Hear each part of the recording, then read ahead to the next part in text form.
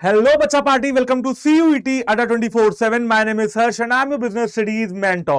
बच्चों, आज एक बहुत ही ज्यादा इंटरेस्टिंग सा टॉपिक मैं आपके सामने लेके आया हूं अपनी आज की इस वन शॉट में, जहां पे हम कवर करने वाले हैं फाइनेंशियल मार्केट्स को। अभी जो फाइनेंशियल मार्केट है ना, ये आपका जो है बहुत इंपॉर्टेंट चैप्टर हो जाता है पार्ट बी का।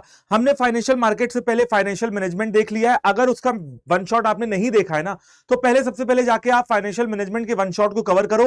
वो वन शॉट आपके लिए बहुत ज्यादा इंपॉर्टेंट होने वाला है। और ये वन शॉट की अगर बात किया जाए तो यहां से भी आपको लगभग 6 से 7 नंबर के क्वेश्चन बोर्ड के एग्जाम में, और लगभग मान के चलो कि भाई 3 से 4 क्वेश्चन आपको सीयूईटी के पेपर में भी देखने के लिए मिलेंगे। हालांकि ये चैप्टर कंपैरेटिवली फाइनेंशियल मैनेजमेंट से छोटा है, बट बहुत ज्यादा रियल लाइफ ओरिएंटेड चैप्टर है ये। अब एक बात मैं आपको बताता हूं, पार्ट ए और पार्ट बी में फर्क क्या है।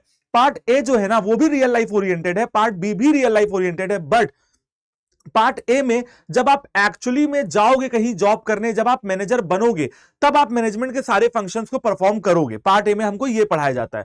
बट अगर मैं पार्ट बी की बात करूं ना बेटा, तो एक स्टूडेंट, एक जॉब वाला, एक बिजनेसमैन, हर तरीके का इंसान पार्ट बी अगर पढ़ता है, फाइनेंशियल मैनेजमेंट अगर पढ़ता है, फाइनेंशियल मार्केट के बारे में पढ़ता है, मार्केटिंग के बारे में पढ़ता है और कंज्यूमर प्रोटेक्शन के बारे में पढ़ता है ना, तो हर तबके के लोगों को उसका फायदा मिलता है, चाहे वो स्टूडेंट हो, चाहे वो बिजनेसमैन हो, चाहे वो किसी कंपनी का मैनेजर हो। तो ये जो है ज्यादा रियल लाइफ ओरिएंटेड चैप्टर्स हैं, जो आपको बहुत ही ज्यादा, जो कहते हैं ना कि दुनिया में, देश दुनिया में हो क्या रहा है, इकोनॉमी से जोड़ते हैं। फाइनेंशियल मैनेजमेंट में आप पैसे बचाने की बात करते हो, फाइनेंशियल मार्केट में आप इन्वेस्ट, निवेश, सेविंग की बात करते हो, जो कि आपको एक बार आप जॉब करने लगोगे ना, पैसे आने लगेंगे तो आपको भी इन्वेस्टमेंट करना पड़ेगा, इन्वेस्टमेंट करने का मन करेगा। एज ए स्टूडेंट भी आप थोड़ा बहुत इन्वेस्टमेंट म्यूचुअल फंड वगैरह में, एसआईपी वगैरह में कर सकते हो, इंश्योरेंस वगैरह में कर सकते हो, जो भी पैसे आप बचाते हो पॉकेट मनी से, है ना। तो कहने का मतलब है ये जो चैप्टर्स हैं, ये बहुत ज्यादा रियल लाइफ ओरिएंटेड चैप्टर्स हैं। चलिए शुरू करते हैं फाइनेंशियल मार्केट की अपनी आज की इस क्लास को। बिजनेस स्टडीज की किताबों में ये है आपका चैप्टर नंबर 10, है ना। इसके बाद मैं आपके लिए लेके आऊंगा चैप्टर नंबर 11 यानी कि मार्केटिंग मैनेजमेंट, और इसके बाद मैं लेके आऊंगा आपके लिए कंज्यूमर प्रोटेक्शन यानी कि चैप्टर नंबर 12। अब देखो, दो काम आपको और करने हैं। सबसे पहले तो आपको डिस्क्रिप्शन बॉक्स में टेलीग्राम चैनल का लिंक दिया हुआ है, उसको जाके फटाफट से ज्वाइन कर लो। सीयूईटी अड्डा 24/7 का ऑफिशियल टेलीग्राम चैनल वहां पे है। दूसरा काम आपको यह करना है कि अड्डा 24/7 की एप्लीकेशन को डाउनलोड कर लेना है, अपने आप को रजिस्टर करवा लेना है, और मेरे ग्रुप को जाके कम्युनिटी में ज्वाइन कर लेना है। मेरे ग्रुप का नाम है BST and accounts by Harsh sir. वहां पे मैं आपसे कनेक्टेड रहता हूं। अगर आपको मुझसे जुड़ना है, अगर आप प्रीवियस ईयर क्वेश्चन को सॉल्व करना चाहते हो, सैंपल पेपर को सॉल्व करना चाहते हो, एंड वो सारे स्टडी मटेरियल को चाहते हो जो आपको फ्री ऑफ कॉस्ट अवेलेबल है ना, तो कम्युनिटी ग्रुप से फटाफट से जाके जुड़ जाओ। बिल्कुल फ्री ऑफ कॉस्ट है, कोई भी पैसा इसमें लगना नहीं है। तो चलिए शुरू करते हैं फाइनेंशियल मैनेजमेंट के, फाइनेंशियल मार्केट के वन शॉट को। एंड सबसे पहले आपको समझना होगा कि ये फाइनेंशियल मार्केट होता क्या है। अब देखो यार, बड़ी सिंपल सी बात बताता हूं। अगर फाइनेंशियल मार्केट के बारे में थोड़ा बहुत भी आपने सुना होगा ना, आप क्या करिएगा, आज इस क्लास को देखने के बाद शाम को जाके सीएनबीसी एक न्यूज चैनल है, उसको देखिएगा, है ना। और बहुत सारे न्यूज चैनल्स में आपको लास्ट में बताया जाएगा कि आज सेंसेक्स इतने अंक बढ़ा, आज निफ्टी इतने अंक गिरा। ये वर्ड्स आपने, ये लाइंस आपने कई बार न्यूज चैनल पे सुनी होंगी। जब आपके फादर या कोई भी घर में टीवी देखता होगा ना, तो न्यूज में सारी चीजें आती हैं। अब बच्चे क्या करते हैं, छोड़ो यार सेंसेक्स निफ्टी, हमसे क्या मतलब। लेकिन ये अप्रोच नहीं रखना है। आज फाइनेंशियल मार्केट को पढ़ने के बाद आपको न्यूज़पेपर का 8वां या 9वां पन्ना जो आता है कैपिटल मार्केट के ऊपर, वो पढ़ना है, ठीक है। और इकोनॉमिक्स को और जानने के लिए आपको क्या करना होगा, आपको न्यूज में भी थोड़ा बहुत देखना होगा, सेंसेक्स, निफ्टी, बाकी सबके मतलब मैं बताऊंगा, ठीक है। लेकिन एक बार अगर आप देखेंगे तो आपको और ज्यादा आइडिया हो जाएगा कि किस तरीके से सारी चीजें काम करती हैं। सीएनएन, आईबीएन और सीएनबीसी, ये सारे जो है मार्केट के ऊपर न्यूज चैनल हैं, जो आपको डेली टिप्स वगैरह दिया करते हैं और बताया करते हैं कि कौन सी कंपनी कब आईपीओ ला रही है, कब शेयर लॉन्च कर रही है। तो थोड़ा रियल लाइफ से भी कनेक्ट रहिए, अच्छा होगा आपके लिए, ठीक है। और अब शुरू करते हैं फाइनेंशियल मार्केट। तो देखो यार, अगर मैं नॉर्मल मार्केट की बात करूं, फाइनेंशियल मार्केट छोड़ दो, अगर मैं बात करता हूं नॉर्मल मार्केट की, तो बेटा ये नॉर्मल मार्केट क्या होता है। सबसे पहले तो ये बताओ, मार्केट वो जगह होती है जहां पे कस्टमर आते हैं, जहां पे सेलर आते हैं। कस्टमर पैसे देते हैं, सामान लेते हैं, सेलर पैसे लेते हैं और सामान देते हैं। ये मार्कर है, मैं दुकानदार हूं, आप मेरे सामने आए,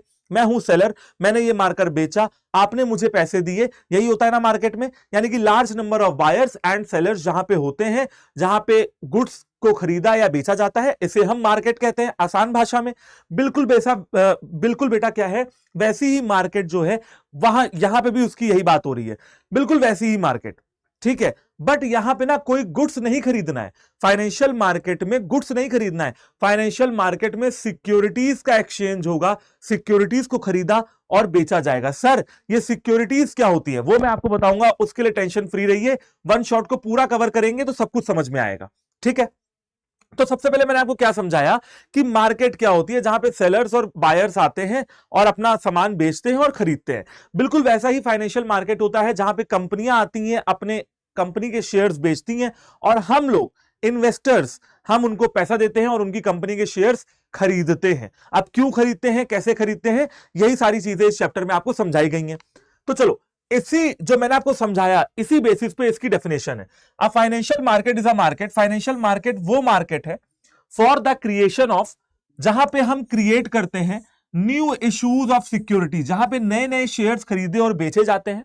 इसके अलावा एक्सचेंज करते हैं सेल ऑफ एग्जिस्टिंग सिक्योरिटीज, हम पुरानी सिक्योरिटीज को और हम नई सिक्योरिटीज को बेचते और खरीदते हैं, है ना। कहां पे, फाइनेंशियल मार्केट में। अच्छा किसको खरीद और बेच रहे हैं, फाइनेंशियल एसेट्स को हम खरीद और बेच रहे हैं, ठीक है। फाइनेंशियल एसेट्स में कौन कौन सी चीजें आती हैं, सिक्योरिटीज में कौन कौन सी चीजें आती हैं बेटा, शेयर्स आते हैं, डिबेंचर्स आते हैं, इन्वेस्टमेंट करना है तो म्यूचुअल फंड्स आते हैं, बॉन्ड्स आते हैं, वारंट्स आते हैं, टी बिल्स आते हैं, कमर्शियल पेपर, कमर्शियल बिल आते हैं, बिल ऑफ एक्सचेंज आते हैं, बहुत सारी चीजें यहां पे देखने के लिए पढ़ने के लिए मिलेंगी। सर्टिफिकेट ऑफ डिपॉजिट्स आते हैं। ये सारे सिक्योरिटीज के नाम जो मैंने आपको बताए ये इन्वेस्टमेंट के बहुत अच्छे साधन है। अगर आप कहीं अपना पैसा निवेश यानी कि इन्वेस्ट करना चाहते हो तो इन सारी सिक्योरिटीज में आप कर सकते हो। और कहां पे इन्वेस्ट करोगे, आपको फाइनेंशियल मार्केट जाना पड़ेगा, ठीक है ना। तो फाइनेंशियल मार्केट वो मार्केट है जहां पे हम नई सिक्योरिटीज को और ओल्ड सिक्योरिटीज को खरीदते और बेचते हैं। एक्सचेंज का मतलब होता है खरीदना या बेचना, सेल और परचेज, ठीक है। एक्सचेंज में दोनों चीजें आती है, खरीदना और बेचना, ठीक है, समझ गए होगे। ओके अब आते हैं फाइनेंशियल मार्केट के पर्पस को। Financial market serves as an intermediary between the surplus sector and deficit sector. मैं आपको बताता हूं कौन है सरप्लस और कौन है डेफिसिट। तो देखो यार एक डायग्राम टाइप का बना देता हूं, ये है आपका फाइनेंशियल मार्केट, ठीक है ना, ये आपका फाइनेंशियल मार्केट है। अब यहां पे दो पार्टीज है। सबसे पहली पार्टी तो वो है जो कंपनी अपने शेयर को इश्यू करके पैसा कमाना चाहती है। फाइनेंशियल मैनेजमेंट में पढ़ाया था ना कि कंपनी के पास पैसा इश्यू करने के, पैसा उठाने के मार्केट से दो तरीके हैं, शेयर्स और डिबेंचर्स। अब फाइनेंशियल मार्केट में सबसे पहला आता है आपका कंपनी। क्या आता है, कंपनी आती है। कंपनी है आपकी पहली पार्टी और ये कंपनी का काम क्या होता है, ये शेयर्स को बेचते हैं। और दूसरी पार्टी कौन है, दूसरी पार्टी है आपकी हाउस होल्ड सेक्टर, ठीक है। यानी कि हम लोग, अब देखो कंपनीज को पैसा चाहिए यानी कि इनके पास पैसे की कमी है, तो इसलिए कंपनी को हम क्या कह रहे हैं, हम कंपनी को डेफिसिट सेक्टर कह रहे हैं। क्या कह रहे हैं, डेफिसिट सेक्टर। और हमारे पास इंडियन मिडिल क्लास लोगों के पास, जैसे मेरे जैसे लोगों के पास, आपके जैसे लोगों के पास पैसा है थोड़ा बहुत जिसको हम इन्वेस्ट करना चाहते हैं, तो इसलिए हाउस होल्ड सेक्टर को हम क्या कह रहे हैं, सरप्लस सेक्टर कह रहे हैं। यानी कि हमारे पास पैसा है और हम उसको इन्वेस्ट करना चाहते हैं। अब देखो हमारे पास पैसा है, हमें इन्वेस्टमेंट करना है, पैसे की जरूरत है कंपनी को, इसीलिए कंपनी को डेफिसिट और हाउस होल्ड को सरप्लस सेक्टर कहा जा रहा है। अब फाइनेंशियल मार्केट का काम क्या है भाई, फाइनेंशियल मार्केट एक इंटरमीडियरी है जो इन दोनों पार्टीज को मिलाती है। जैसे मैं हूं टीचर, आप है स्टूडेंट, और हम दोनों को कौन मिला रहा है, CUET अड्डा 24/7 का प्लेटफॉर्म। और वो प्लेटफॉर्म कहां पे है, यूट्यूब पे है ना। तो इंटरमीडियरी क्या हो गया, यूट्यूब हो गया बेटा। वैसे ही फाइनेंशियल मार्केट जो है, वैसे ही जो आपका फाइनेंशियल मार्केट है ना, ये एक इंटरमीडियरी की तरह काम करता है कंपनी और हाउस होल्ड के बीच में। अब इसको पढ़ के देखते हैं। Financial market serves as an intermediary between the surplus sector and the deficit sector, ठीक है। और सरप्लस सेक्टर के ब्रैकेट में लिखा हुआ है house holds which have savings. हमारे पास क्या है भाई, हमारे पास है सेविंग्स, हमारे पास थोड़े बहुत पैसे हैं जो हमने अपनी कमाई से बचाए हैं और हम उनको इन्वेस्ट करना चाहते हैं। और डेफिसिट सेक्टर में आता है वो बिजनेस फर्म्स जिनको पैसा चाहिए अपने बिजनेस को चलाने के लिए। Those business firms are included which need funds. समझ गए ना पूरी कहानी। अब देखो यहां पे लिख भी दे रहा हूं, कंपनी को चाहिए पैसा और पैसा देगा कौन, हाउस होल्ड सेक्टर। कंपनी के पास है शेयर्स और हाउस होल्ड सेक्टर को क्या चाहिए, शेयर चाहिए। तो हाउस होल्ड सेक्टर को शेयर मिलेंगे, पैसा देंगे, और कंपनी को पैसे मिलेंगे, शेयर देंगे। समझ गए ना पूरी कहानी। ये सब कहां होगा भैया, इन सब की एक ही जगह है, एक ही स्थान है, और वो है फाइनेंशियल मार्केट। चलिए इतना समझ गए, आगे समझते हैं। चलो ये समझ गए ना, अब समझते हैं फंक्शंस ऑफ फाइनेंशियल मार्केट को। ठीक है, फंक्शंस ऑफ फाइनेंशियल मार्केट में क्या क्या चीजें कवर होती हैं वो एक बार देख लेते हैं। अब देखो फाइनेंशियल मार्केट जो है उसके कुछ काम होते हैं।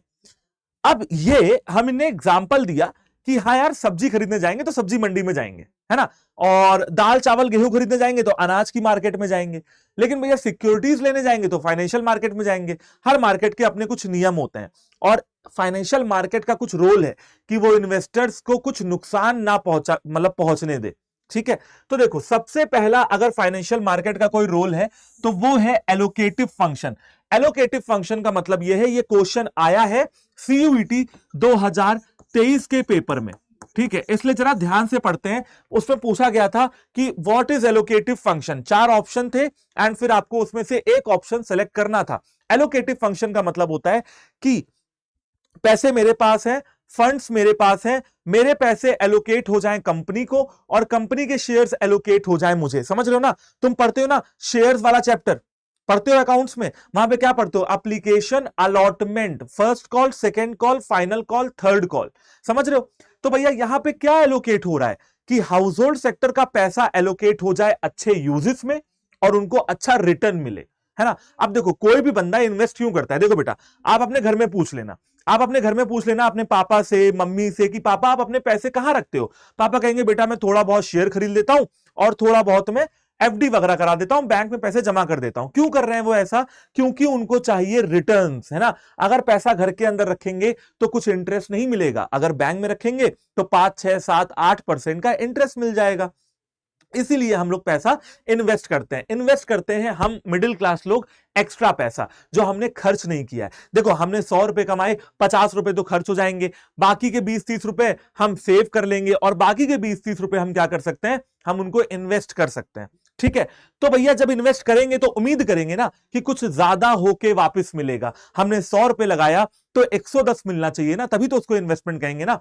चलो, it performs the allocative function by mobilisation of savings. हमारी सेविंग्स क्या हो रही है, सही जगह लग रही है, मोबिलाइज हो रही है। अगर घर में तिजोरी में सारा पैसा डाल दोगे तो वो डबल नहीं होगा, उसमें कोई इंटरेस्ट नहीं मिलेगा, लेकिन अगर सही जगह लगाओगे तो इंटरेस्ट मिलेगा। एंड चैनलाइजिंग देम, एंड हम उनको चैनलाइज कर रहे हैं, एक जगह चैनलाइज कर रहे हैं एनर्जी सारी, ताकि ज्यादा से ज्यादा हम पैसा कमा सके। Most productive avenues. अब इन्वेस्टमेंट करने के बहुत सारे ऑप्शन है। आपने देखा होगा बहुत से लोग जमीनों में इन्वेस्ट करना बहुत पसंद करते हैं कि भैया लैंड खरीद लो, बिल्डिंग खरीद लो, है ना। कुछ लोग क्या करते हैं, पैसा है एक गाड़ी खरीदते हैं, ओला उबर में चलवा देते हैं। सबके इन्वेस्टमेंट के अपने अपने तरीके होते हैं। कुछ लोग लैंड खरीद लेंगे, जमीन खरीद लेंगे, गए और भैया 20-30 लाख रुपए है तो चलो एक जमीन खरीद लेते हैं, 2-4 सालों में जमीन के रेट बढ़ जाएंगे तो भैया सही रहेगा, बेच के ज्यादा पैसा कमाएंगे। कुछ लोग गोल्ड में इन्वेस्ट करते हैं, सोने के सिक्के, सोने के बिस्किट, हार वगैरह खरीद लेते हैं। सबके इन्वेस्टमेंट के अलग अलग तरीके हैं। कुछ लोग सिर्फ और सिर्फ बैंक पे भरोसा करते हैं तो सिर्फ और सिर्फ एफडी करते हैं। ठीक है, it helps to determine the price for the financial asset. अच्छा एक पॉइंट और रह गया इसमें, कुछ लोग क्या करते हैं, फाइनेंशियल मार्केट में इन्वेस्ट करते हैं।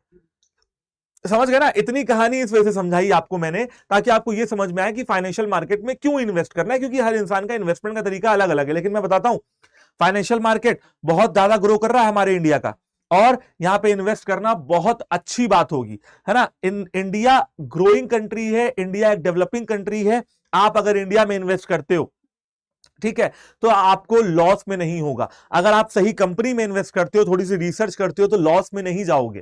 ठीक है ना, ये एक दिन उठेगा मार्केट और बहुत बढ़िया उठेगा, और अभी भी धीरे धीरे धीरे धीरे ग्रो कर भी रहा है। फॉरेन इन्वेस्टर्स भी आज इंडिया में दिलचस्पी दिखा रहे हैं, इंडिया के फाइनेंशियल मार्केट में, क्योंकि अब बाहर की कंपनीज के लिए इंडिया एक पसंदीदा मार्केट बन चुका है। ठीक है, एक ब्रांड बन चुका है इंडिया। ठीक है ना, आप देखो सारी बड़ी बड़ी कंपनीज, ऑडी, बीएमडब्ल्यू, आप क्लोथिंग में चले जाओ, जारा, वर्साचे, एचएनएम, सारे के सारे आपको हर सिटी में उनका मॉल के अंदर शॉप दिखेगी। क्यों ऐसा हो रहा है, क्योंकि भैया उनको पसंद आ रहा है इंडिया का मार्केट, इंडिया के लोगों के पास पैसा है एंड इंडिया के लोग खर्च करने के लिए तैयार है। ठीक है, okay, it helps to determine the price for the financial asset. अब देखो बेटा ये मार्कर है, मैंने जेब में रख लिया, कितने का है क्या पता, क्योंकि मेरे तो जेब में पड़ा है। लेकिन यही मार्कर अगर दुकान में है तो इसकी कीमत पता लगेगी ना, दुकान यानी कि मार्केट में है तो कीमत पता लगेगी, कह देंगे भैया ये मार्केट में 20 रुपए का बिकता है। तो ऐसे ही बेटा फाइनेंशियल मार्केट भी प्राइस तय करता है फाइनेंशियल एसेट की। कैसे तय करता है भैया? डिमांड और सप्लाई की फोर्सेस से। अब आपको बताने की जरूरत नहीं है क्योंकि आपने इकोनॉमिक्स में law of demand, law of supply पढ़ा हुआ है। सिंपल सी बात है, किसी चीज की डिमांड ज्यादा होगी तो उसका प्राइस भी आप थोड़ा बहुत बढ़ा सकते हो। ठीक है, समझ रहे हो? जैसे ये मार्कर है, इसकी डिमांड बहुत है कि भैया ये हर इंसान को पसंद आ रहा है, तो मान लो 20 रुपए का है, मैं 21 रुपए का भी कर दूं, क्या दिक्कत है? और सिक्योरिटीज के प्राइसेस ऐसे ही चलते हैं, जितनी डिमांड होगी उतने ही प्राइसेस हाई होते जाएंगे। अब टाटा के शेयर बहुत महंगे मिलते हैं, क्यों? क्योंकि सबको चाहिए टाटा का शेयर, लेकिन है लिमिटेड तो महंगे हैं। बादाम क्यों महंगे मिलते हैं? क्योंकि भैया प्रोडक्शन ही कम है, लिमिटेड है तो महंगे मिलते हैं। बेटा बिल्कुल वैसे ही जो शेयर्स होते हैं ना, वो लिमिटेड है बड़ी बड़ी कंपनियों के, एंड वो महंगे मिलते हैं। तो भैया मार्केट की जो फोर्सेस हैं डिमांड और सप्लाई की ना, वो तय करती हैं हमारे फाइनेंशियल एसेट्स के प्राइसेस को। पढ़ के देख लेते हैं। It helps to determine the price for the financial asset in a particular financial market through the market forces of demand and supply. एक पर्टिकुलर फाइनेंशियल मार्केट में फाइनेंशियल एसेट्स के प्राइसेस को कौन तय करता है? डिमांड और सप्लाई की forces. It provides liquidity to the financial assets. अब देखो लिक्विडिटी का क्या मतलब होता है, आप लोगों ने क्लास 11th अकाउंट्स में पढ़ा होगा। लिक्विडिटी का मतलब होता है कि anything which can be easily convertible into cash, it is said that it is highly liquid. ऐसा कुछ भी जिसको बेच के आप तुरंत ही पैसा कमा सकते हैं, कहा जाएगा कि वो हाईली लिक्विड है। जैसे ये मार्कर है, मैंने आपको बेचा, आपने मुझे 20 रुपए दिए, इसका मतलब ये मार्कर हाईली लिक्विड हुआ, है ना। ये फोन है, मैं इसको 5-6 दिन, 10 दिन, एक हफ्ते में बेच दूंगा, कोई ना कोई ग्राहक मुझे मिल जाएगा, मैं बेच दूंगा, यानी कि ये फोन हाईली लिक्विड है। वैसे ही बेटा फाइनेंशियल मार्केट में जब आप अपने शेयर उतारते हो ना, तो वो हाईली लिक्विड हो जाते हैं, आसानी से बिक जाते हैं, कंपनी को आसानी से कैश मिल जाता है। तो लिक्विडिटी प्रोवाइड करता है फाइनेंशियल मार्केट फाइनेंशियल एसेट्स को बाय प्रोवाइडिंग रेडी मार्केट, है ना। ये एक रेडीमेड मार्केट है, आपको बस जाना है और अपने सामान को जाके, शेयर्स को जाके बेच देना है। It provided liquidity to the financial assets by providing readymade market where in the securities can be easily converted into cash. देखो लिखा हुआ है ना, securities can be easily converted into cash. Securities को आसानी से कैश में कन्वर्ट किया जा सकता है, और वाइस वर्सा, आप अपने कैश को सिक्योरिटी में भी कन्वर्ट कर सकते हो। मेरे पास 100 रुपए पड़ा है, मैंने शेयर खरीद लिया, तो मेरा कैश सिक्योरिटी में बदल गया। मेरे पास सिक्योरिटी पड़ी है, मैंने सिक्योरिटी बेची, पैसा मिल गया। तो भैया समझ गए वाइस वर्सा का मतलब? आगे समझते हैं। It provides a common platform for exchange of securities.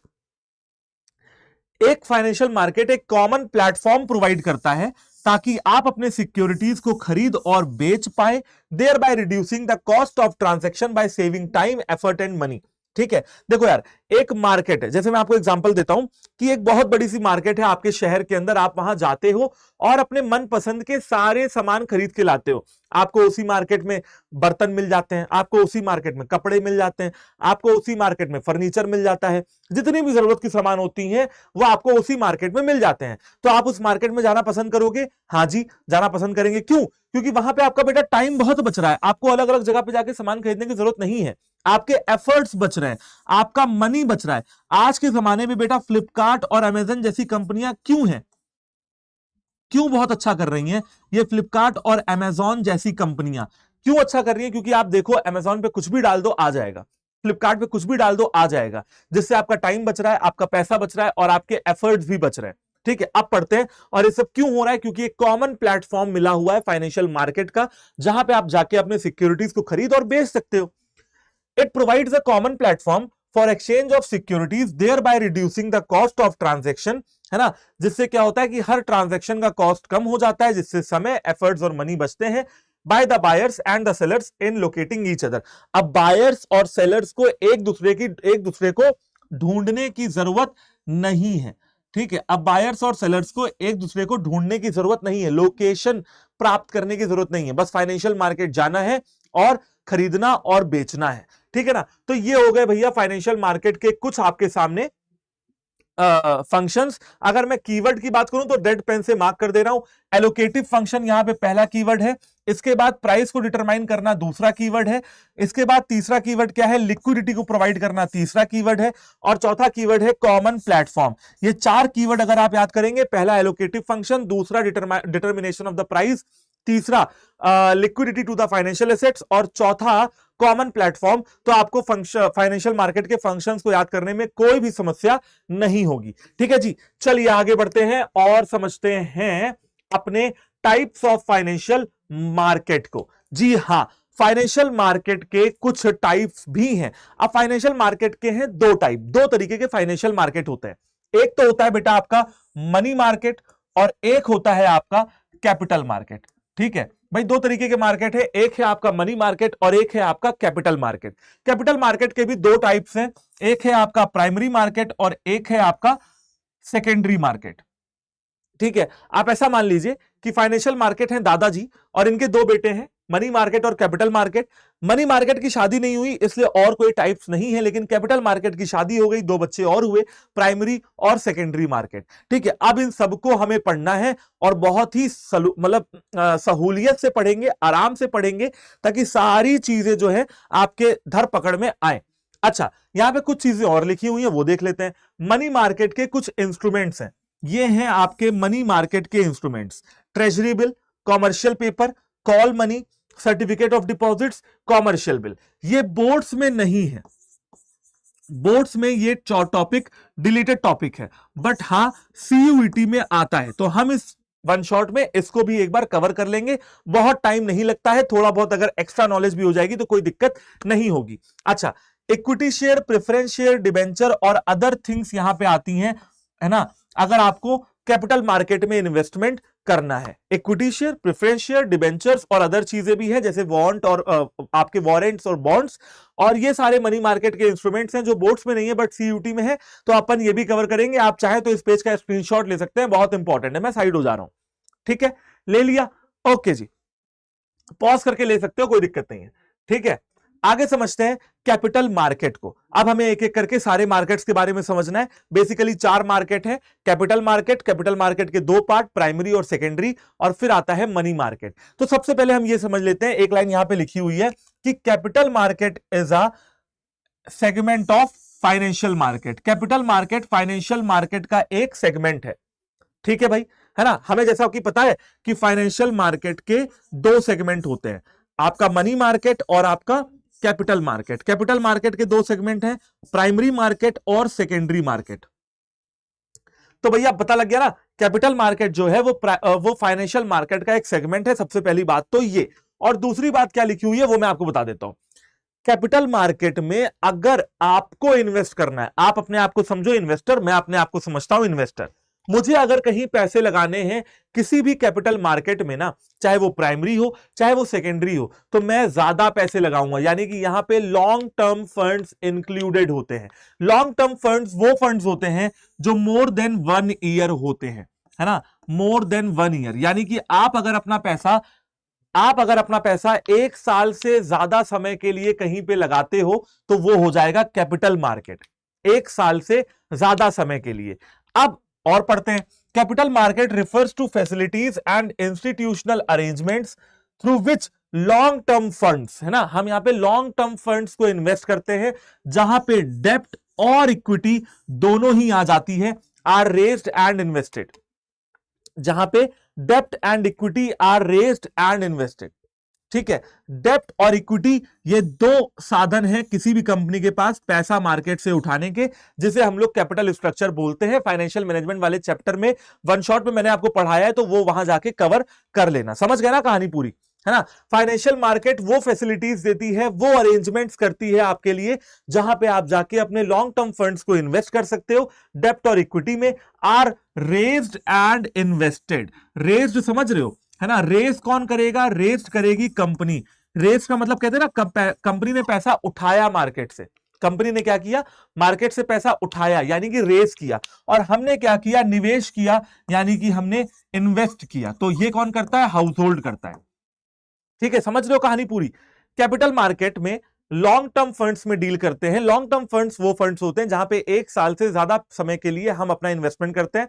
डेब्ट और इक्विटी में इन्वेस्ट करते हैं, जो कि कैपिटल स्ट्रक्चर भी हम लोग कहते हैं। रेस करती है पैसा कंपनी, यानी कि मार्केट से उठाती है, और हम करते हैं इन्वेस्टमेंट।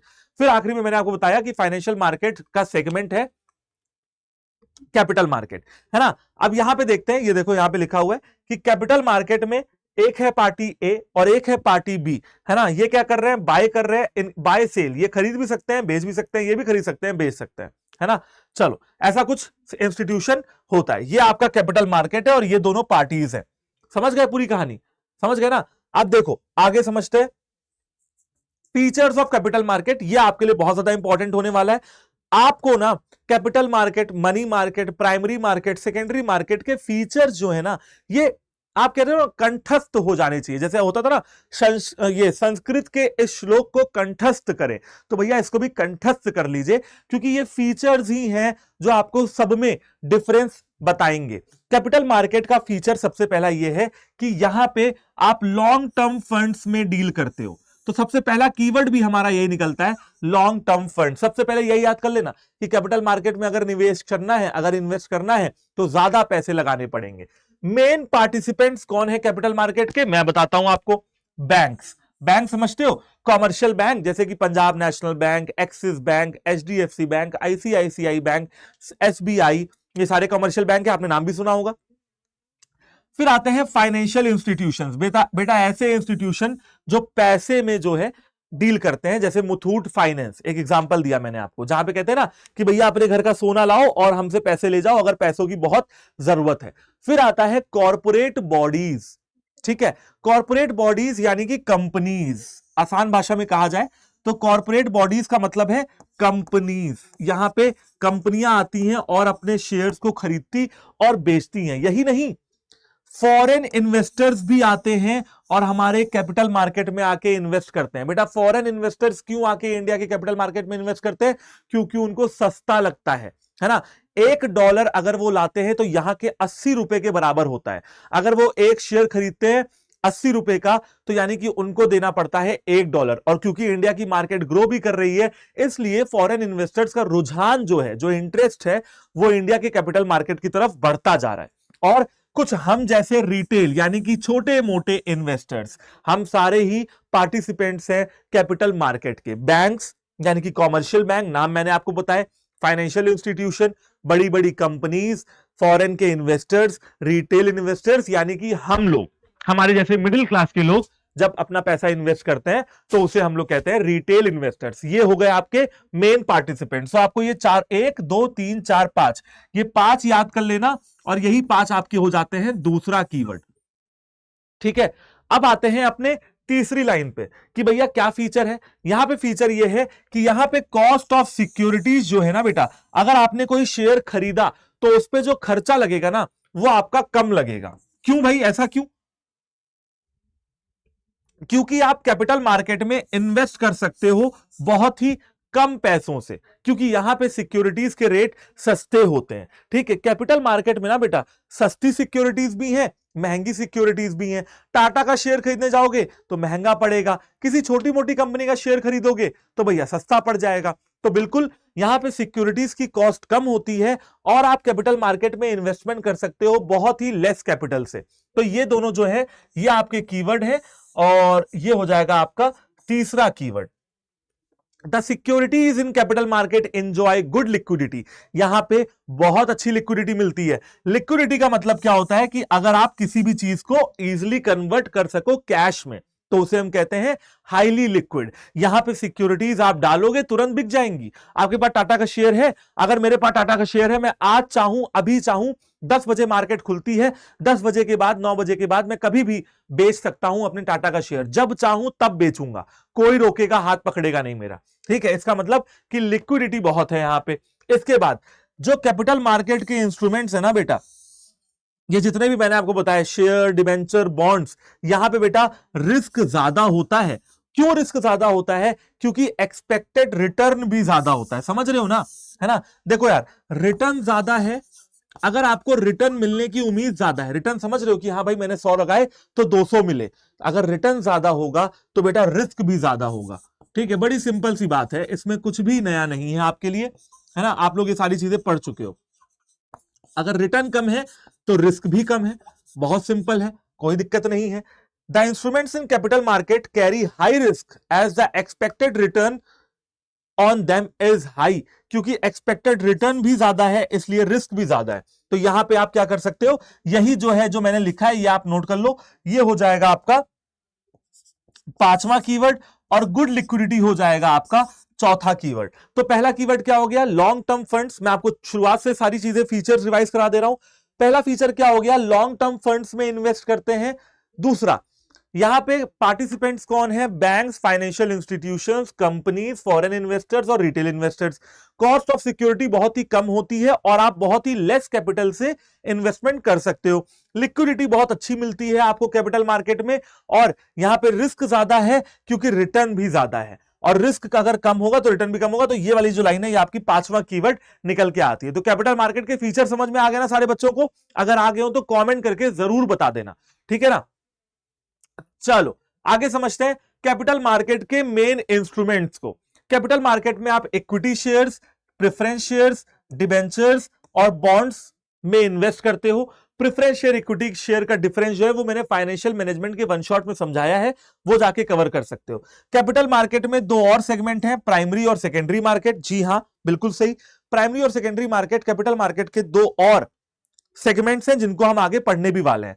कॉन्स्टिट्यूएंट्स कौन कौन है, कौन कौन यहां पे है? सबसे पहले है डेवलपमेंट बैंक जैसे कि आईडीबीआई, है ना, industrial development bank of India और small industrial development bank of India, IDBI, SIDBI.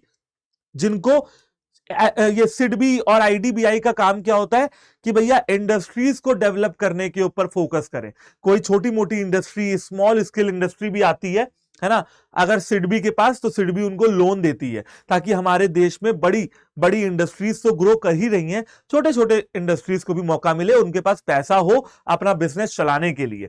Commercial banks, commercial bank तो आप जानते हो, जैसे बेटा एसबीआई बहुत बड़ा कॉमर्शियल बैंक है, गवर्नमेंट का है।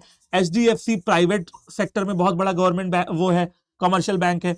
आईसीआईसीआई, एक्सिस बैंक, है ना। इसके अलावा बेटा पीएनबी, इसके अलावा आपका कैनरा, इसके अलावा आपका बहुत सारे बैंक है, पीएनबी हो गया। इसके अलावा आप लगा लो भाई, एक बैंक था सिंडिकेट बैंक, और आपका क्या कहते हैं जम्मू एंड कश्मीर बैंक, बहुत बैंक है, एटसेट्रा लिख दे रहा हूं आगे। ये सारे कॉमर्शियल बैंक हैं। कॉमर्शियल बैंक आपने इकोनॉमिक्स में पढ़ाई होगा, कॉमर्शियल बैंक के फंक्शंस वगैरह। स्टॉक एक्सचेंजेस यहां पे काम करते हैं दो तरीके के, एक है बॉम्बे स्टॉक एक्सचेंज और एक है नेशनल स्टॉक एक्सचेंज, ठीक है। बेसिकली मैं आपको बताऊं तो पूरे इंडिया में बेसिकली 23 स्टॉक एक्सचेंजेस हैं, बट अगर दो मेन स्टॉक एक्सचेंजेस की मैं बात करूं तो वो है बॉम्बे स्टॉक एक्सचेंज, बीएससी कहां है, मुंबई में है, और नेशनल स्टॉक एक्सचेंज यानी कि एनएससी कहां पे है, दिल्ली में है, नई दिल्ली में, है ना। बॉम्बे तो नाम से पता लग रहा है ना, बॉम्बे यानी कि मुंबई, ठीक। ओके जी, ये आ गए कॉन्स्टिट्यूएंट्स ऑफ कैपिटल मार्केट में। अब सीयूईटी 2023 के पेपर में एक क्वेश्चन और था कि नेशनल स्टॉक एक्सचेंज इनकॉर्पोरेट कब हुआ। तो ये आप लोग का होमवर्क है, आप लोग को बताना है कि when the BSc and the NSC is incorporated. तो ये आप होमवर्क में बता देना, ठीक है, कि ये इनकॉर्पोरेट कब हुए। क्वेश्चन है आपका, कमेंट करके बताना है, कमेंट नाउ, ठीक है ना।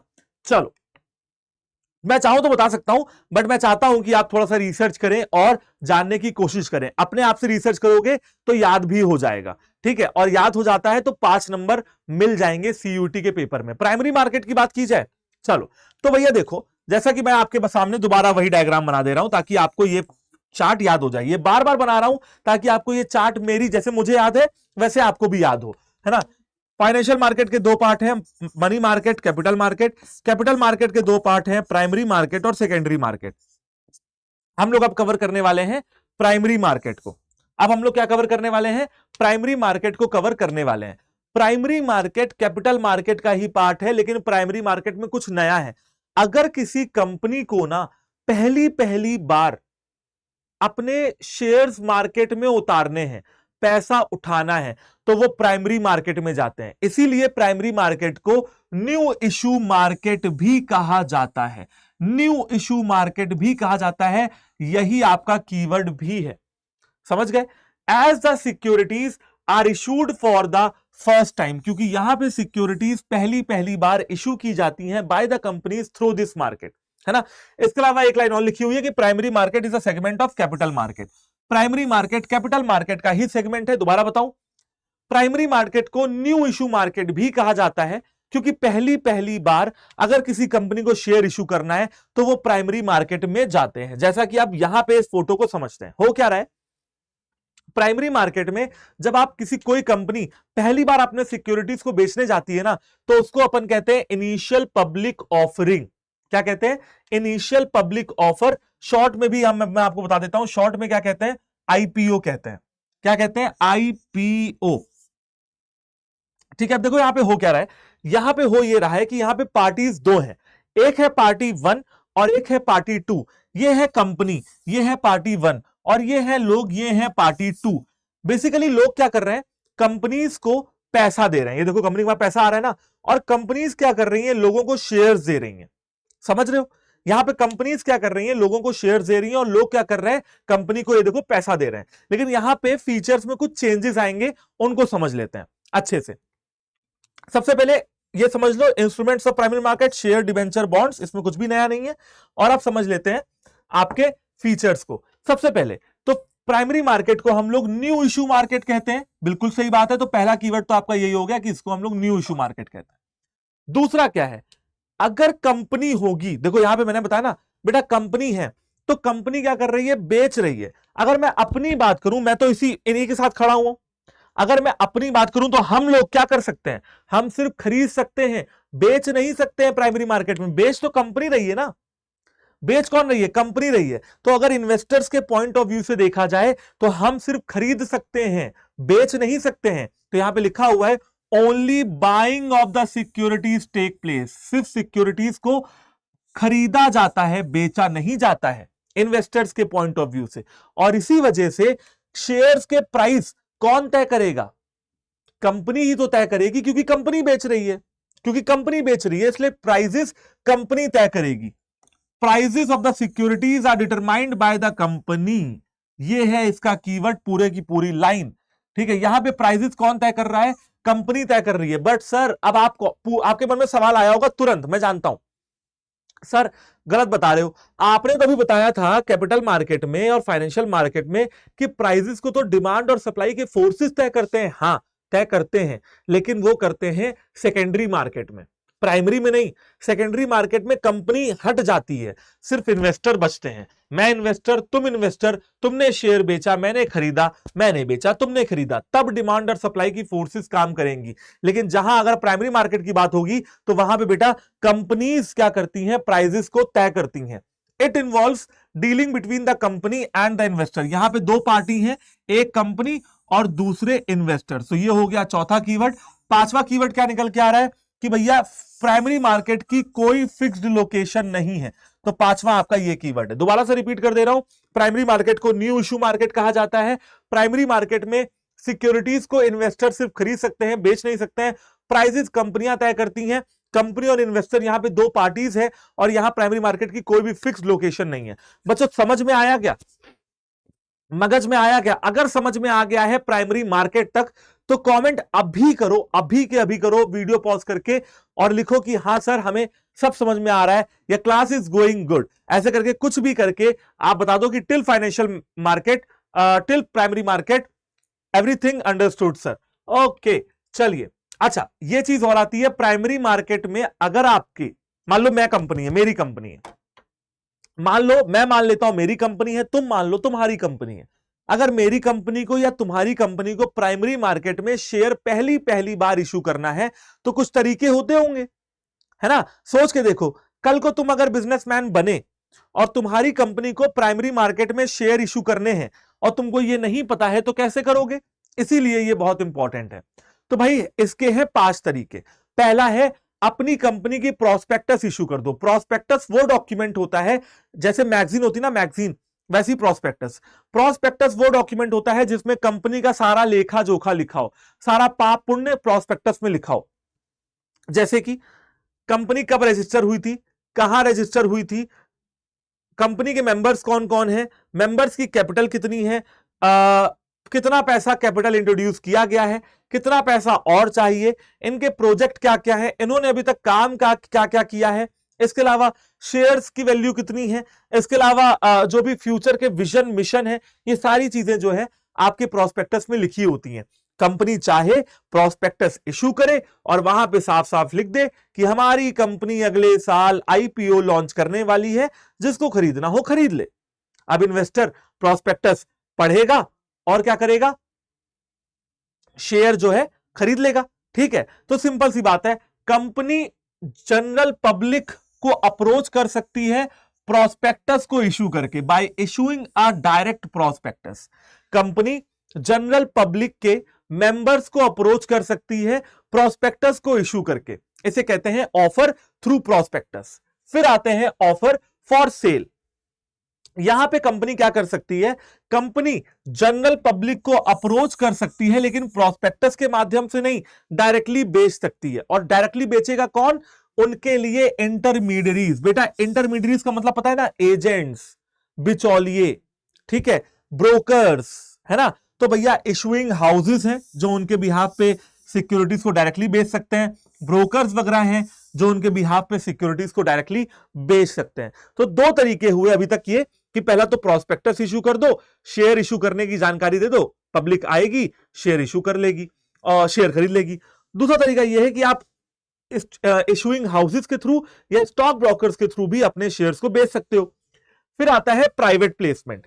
प्राइवेट प्लेसमेंट नाम से ही समझ में आ रहा है, प्राइवेट वो होता है जो पब्लिक नहीं होता है ना भाई। पब्लिक कंपनी वो है जो प्राइवेट नहीं है, और प्राइवेट वो है जो पब्लिक नहीं है। क्या कह रहे हो सर, समझ में नहीं आया, मैं बताता हूं। कंपनीज एक्ट में जाओगे, ठीक है, वहां पे लिखा हुआ है कि public company is a company which is owned, controlled and managed by government, state government और central government. Private companies are those companies which are not public companies, जो पब्लिक नहीं है वो प्राइवेट है। ठीक है, बिल्कुल ऐसा ही कि जो मोटा नहीं है वो पतला है, और जो पतला है वो मोटा नहीं है। समझ रहे हो कि मोटा कौन है, जो पतला नहीं है, पतला कौन है, जो मोटा नहीं है। बेटा बिल्कुल वैसे ही आप अगर जनरल पब्लिक में बेचते हो तो प्रोस्पेक्टस इशू करोगे, पब्लिक में बेचते हो तो सेल कर सकते हो, लेकिन अगर आप प्राइवेट में बेचना चाहते हो तो वो भी कर सकते हो। प्राइवेट में बेचने का मतलब यह है कि कंपनी मार्केट से पैसा उठा सकती है। Company can raise finance by allotting securities, securities allot कर सकती है, किसको, सेलेक्टिव इंडिविजुअल्स को एंड इंस्टीट्यूशंस ओनली, कुछ चुनिंदा लोगों को। ये चुनिंदा लोग कौन होते हैं, बोर्ड ऑफ डायरेक्टर्स को बेच दो, एम्प्लॉयज को बेच दो, डायरेक्टर्स को बेच दो, मैनेजर्स को बेच दो, मैनेजर्स के घर वालों को बेच दो, एम्प्लॉयज के घर वालों को बेच दो, रिलेटिव्स को बेच दो। यानी कि यहां पे जनरल पब्लिक नहीं है, यहां पे जनरल पब्लिक नहीं है, यहां पे कुछ चुने हुए लोग हैं जो जिनको कंपनी जो है अपने शेयर्स इशू करके पैसा कमा सकती है। इन्हें हम कहते हैं सिलेक्टिव इंडिविजुअल्स। फिर आते हैं आईपीओ। आईपीओ का मतलब मैंने अभी आपको बताया कि कंपनी क्या कर सकती है, सिक्योरिटीज को ऑनलाइन बेच सकती है। आईपीओ का जमाना आजकल ऑनलाइन का जमाना है, आप ऑनलाइन भी क्या कर सकते हो, बेच सकते हो। Investors may subscribe to the securities of a company online. Investor क्या कर सकते हैं, कंपनी की सिक्योरिटीज को सब्सक्राइब कर सकते हैं, ऑनलाइन खरीद सकते हैं। लास्ट में आता है, last but not the least, यहां पे जो कीवर्ड है वो समझ लो। जब हमारी कंपनी एग्जिस्टिंग शेयर होल्डर को, जब हमारी कंपनी एग्जिस्टिंग शेयर होल्डर को दोबारा से शेयर बेच दे। ये क्वेश्चन कहां दिखा था, ये क्वेश्चन बेटा शायद मुझे एक और क्वेश्चन दिखा था सीयूटी में, याद आ रहा है मुझे। वहां पे लिखा हुआ था कि रोहित के पास, रोहित एक इंसान है और उसके पास एक कंपनी के 500 शेयर हैं। कितने शेयर, रोहित के पास एक कंपनी के 500 शेयर हैं। ठीक है, कंपनी ने दोबारा शेयर इशू किए और रोहित से कहा कि रोहित तुम 100 शेयर और खरीद लो, है ना। रोहित ने कहा हां जी ठीक है खरीद लेता हूं। तो अब रोहित के पास 600 शेयर हो गए। ठीक है, ये 100 शेयर रोहित को एक्स्ट्रा दिलवा दिए हमारी कंपनी ने, यानी कि एग्जिस्टिंग शेयर होल्डर्स को दोबारा से शेयर इशू कर देना। It is a preemptive right given only to the existing shareholders to subscribe to the securities of the company as per its terms and conditions। हम share issue करने से पहले existing share holder से पूछ सकते हैं, मेरी company के शेयर लेना चाहते हो और लेना चाहते हो रोहित। रोहित ने कहा हां जी सर दे दो 100 शेयर, दे दिए। इसे कहते हैं राइट इशू। तो बेटा ये 5 तरीके मैंने आपको बताए। कीवर्ड की बारी आती है, कीवर्ड सुनिए। मैं कर दे रहा हूं ब्लू पेन से कीवर्ड को मार्क, है ना। जब आपकी कंपनी प्रोस्पेक्टस इशू करती है, यहां पे तो सिंपल है, कोई दिक्कत नहीं है। यहां पे कीवर्ड क्या हो गया, जब आप इशुइंग हाउसेस और ब्रोकर्स के माध्यम से शेयर खरीदते या बेचते हो, तो दूसरा कीवर्ड ये हो गया। यहां पे आप सिलेक्टेड इंडिविजुअल्स और इंस्टीट्यूशन की मदद से खरीद सकते हो, तो ये हो गया आपका प्लेसमेंट, प्राइवेट प्लेसमेंट का कीवर्ड। अच्छा, आईपीओ में आप क्या कर सकते हो, ऑनलाइन सिक्योरिटीज को सब्सक्राइब कर सकते हो, तो ये हो गया आपका चौथा कीवर्ड। और पांचवा क्या हो गया, ये एग्जिस्टिंग शेयर होल्डर जो लिखा हुआ है ना, कि एग्जिस्टिंग शेयर होल्डर के पास ये अधिकार होता है कि वो कंपनी के नए शेयर्स को इशू सब्सक्राइब कर ले according to the terms and condition, वो हो जाता है आपका राइट इशू। तो बेटा एक बार इसका भी आप स्क्रीनशॉट चाहें तो ले सकते हैं। साइड हो गया हूं और फिर चलिए आगे बढ़ते हैं। अब अपन आएंगे सेकेंडरी मार्केट पे। तो सर क्या क्या कवर हो गया है बेटा, अभी तक हम लोगों ने पढ़ लिया है कैपिटल मार्केट। कैपिटल मार्केट के दो पार्ट थे, प्राइमरी और सेकेंडरी। प्राइमरी हो गया है, सेकेंडरी पढ़ेंगे, सेकेंडरी के बाद मनी पढ़ेंगे। एक बार फिर वही डायग्राम बना रहा हूं, बार बार इसलिए बनाता हूं ताकि आप लोग को ये सारी चीजें याद हो जाए। फाइनेंशियल मार्केट के दो पार्ट, मनी मार्केट और कैपिटल मार्केट। कैपिटल मार्केट के दो पार्ट, प्राइमरी मार्केट और सेकेंडरी मार्केट। हम लोगों का ये कवर हो चुका है, हम लोग का ये कवर हो चुका है। हम लोग को अब ये पढ़ना है सेकेंडरी मार्केट, और सेकेंडरी मार्केट को पढ़ने के बाद हम मनी मार्केट पे जाएंगे। तो देखो, प्राइमरी मार्केट समझ में आ गया ना। प्राइमरी मार्केट का जस्ट उल्टा है सेकेंडरी मार्केट। प्राइमरी मार्केट का जस्ट उल्टा है सेकेंडरी मार्केट। प्राइमरी मार्केट में हम नए सिक्योरिटीज को इशू करते थे, सेकेंडरी मार्केट में हम ओल्ड और एग्जिस्टिंग सिक्योरिटीज को इशू कर सकते हैं। प्राइमरी मार्केट में हम नए सिक्योरिटीज को इशू करते थे, सेकेंडरी मार्केट में हम नए, छोड़ो, ओल्ड और एग्जिस्टिंग सिक्योरिटीज को इशू कर सकते हैं। एक पॉइंट कॉमन है कि सेकेंडरी मार्केट भी कैपिटल मार्केट का ही पार्ट होता है।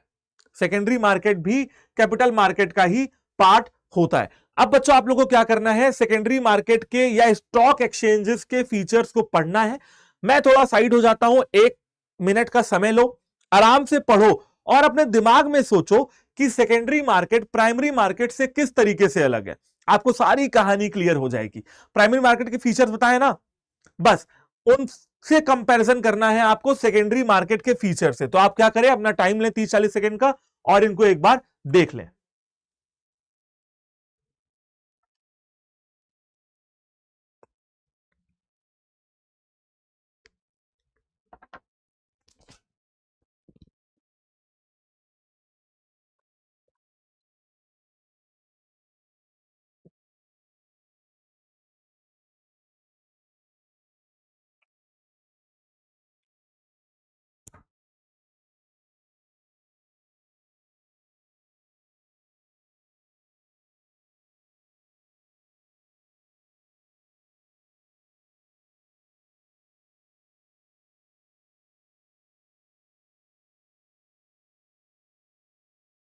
हाँ जी, सेकेंडरी मार्केट या स्टॉक एक्सचेंज के अगर फीचर्स की बात किया जाए तो यहां पे ये जो मार्केट है ये ओल्ड और एग्जिस्टिंग सिक्योरिटीज के लिए है, जबकि प्राइमरी मार्केट न्यू सिक्योरिटीज के लिए था।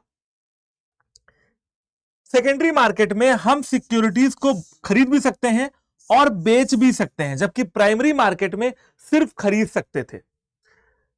सिक्योरिटीज के prices of the securities are determined by the forces of demand and supply. Secondary market में सिक्योरिटीज की प्राइजेस को कौन तय करता था, डिमांड और सप्लाई की फोर्सेस। लेकिन प्राइमरी मार्केट में क्या पढ़ा था कि प्राइजेस को तय करेंगी ये बड़ी बड़ी कंपनियां। It involves dealing between two investors, यहां पे दो इन्वेस्टर्स के बीच में डील होता है, लेकिन प्राइमरी मार्केट में कंपनी और इन्वेस्टर्स के बीच में डील होता था। समझ रहे हो ना।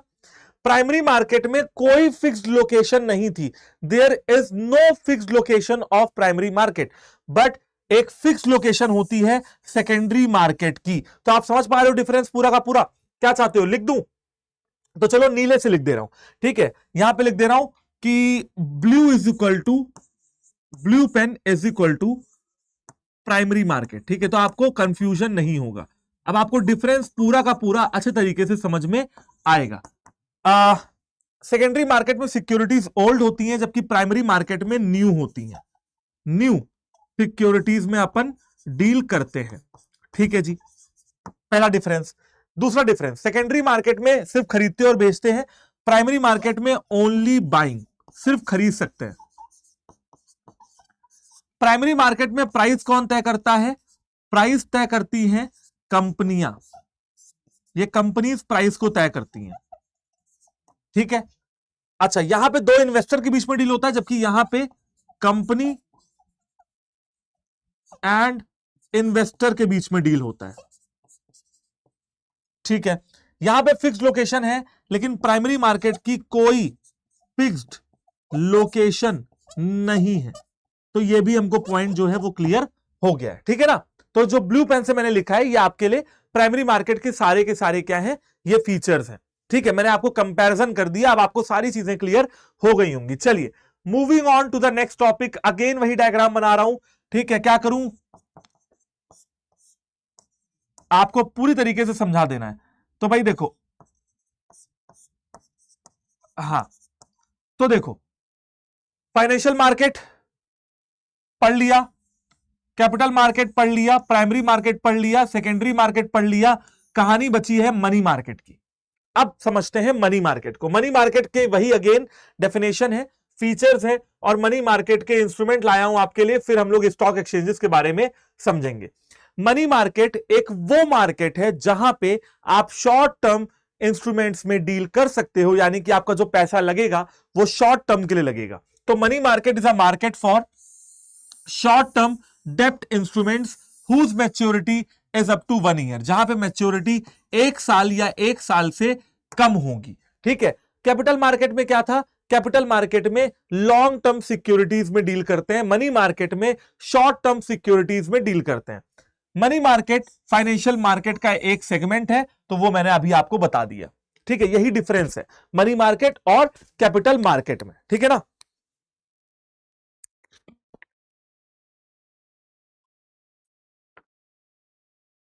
फीचर्स ऑफ मनी मार्केट पे आते हैं। मनी मार्केट में शॉर्ट टर्म फंड्स में डील होता है, हम मनी मार्केट में शॉर्ट टर्म फंड्स में डील करते हैं। मनी मार्केट में अपन शॉर्ट टर्म फंड्स में डील करते हैं, ऐसे फंड्स जो 1 साल से कम समय के लिए हमें इन्वेस्ट करने हो। इसके अलावा मेन पार्टिसिपेंट्स कौन है, इंस्टीट्यूशनल इन्वेस्टर्स हैं, ऐसे इन्वेस्टर्स जो किसी इंस्टीट्यूशन के पार्टिसिपेंट्स हैं, जैसे कोई बैंक वगैरह हो गया, है ना। यहां पे रिटेल इन्वेस्टर्स नहीं आते हैं, यहां पे फॉरेन इन्वेस्टर्स नहीं आते हैं, ठीक है। ओके, कॉस्ट ऑफ सिक्योरिटीज में भी हाई, यहां पे सिक्योरिटीज की कॉस्ट हाई हो सकती है, क्योंकि मनी मार्केट में इन्वेस्टमेंट करने के लिए आपको ज्यादा कैपिटल लगेगी। मनी मार्केट में इन्वेस्टमेंट करने के लिए आपको ज्यादा कैपिटल लगेगी। मनी मार्केट में भी लिक्विडिटी हाई होती है कैपिटल मार्केट की तरह, क्योंकि मनी मार्केट के बैकबोन पता है कौन है, discount finance house of India, यानी कि DFHI, DFHI ये है मनी मार्केट की बैकबोन। तो इसी वजह से क्या कहा जा रहा है कि DFHI जो है वो है, इस वजह से मनी मार्केट में भी लिक्विडिटी बहुत ज्यादा होती है। अच्छा, मनी मार्केट में जो रिस्क है ना वो होता है कम, क्योंकि एक्सपेक्टेड रिटर्न भी क्या है, वो भी कम है।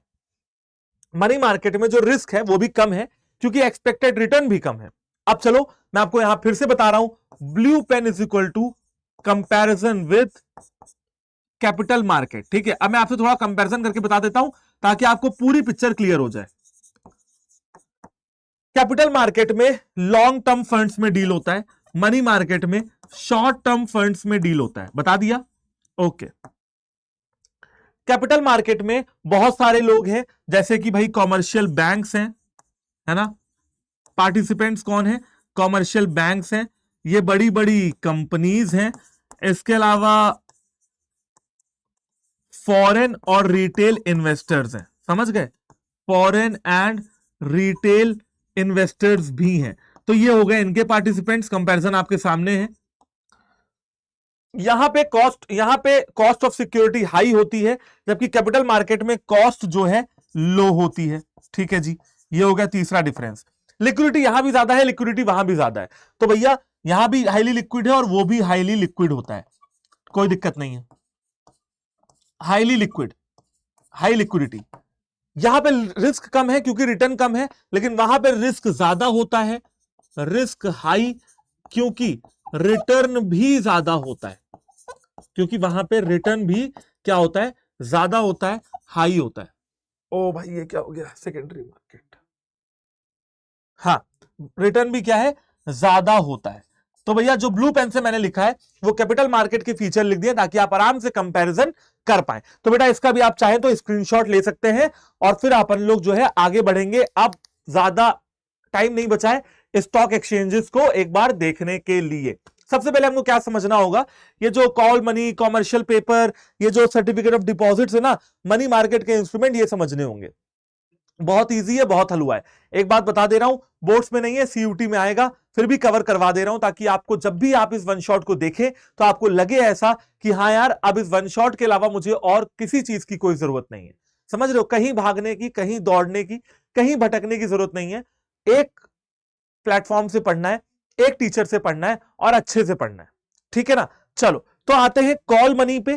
कॉल मनी का मतलब है, कॉल मनी वो मनी होती है, वो मनी मार्केट का इंस्ट्रूमेंट है जो शॉर्ट टर्म है, ठीक है। तो कॉल मनी एक शॉर्ट टर्म मनी मार्केट का इंस्ट्रूमेंट है through which one bank may borrow money from another bank. जब बेटा एक बैंक दूसरे बैंक से पैसा उधार लेता है, काहे लिए लेगा बेटा, जब एक बैंक दूसरे बैंक से पैसा उधार लेता है काहे लिए, अपना कैश रिजर्व रेशियो मेंटेन करने के लिए पैसा अगर लेता है तो उसे अपन कॉल मनी कहते हैं।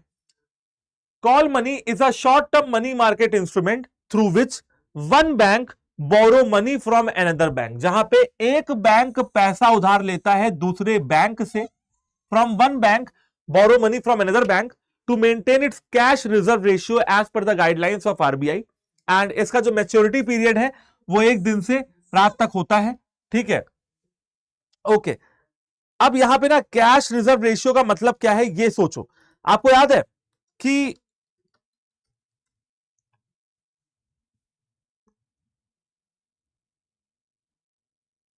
है ना, आपको याद है कि हम लोगों ने इकोनॉमिक्स में पढ़ा हुआ है एलआरआर।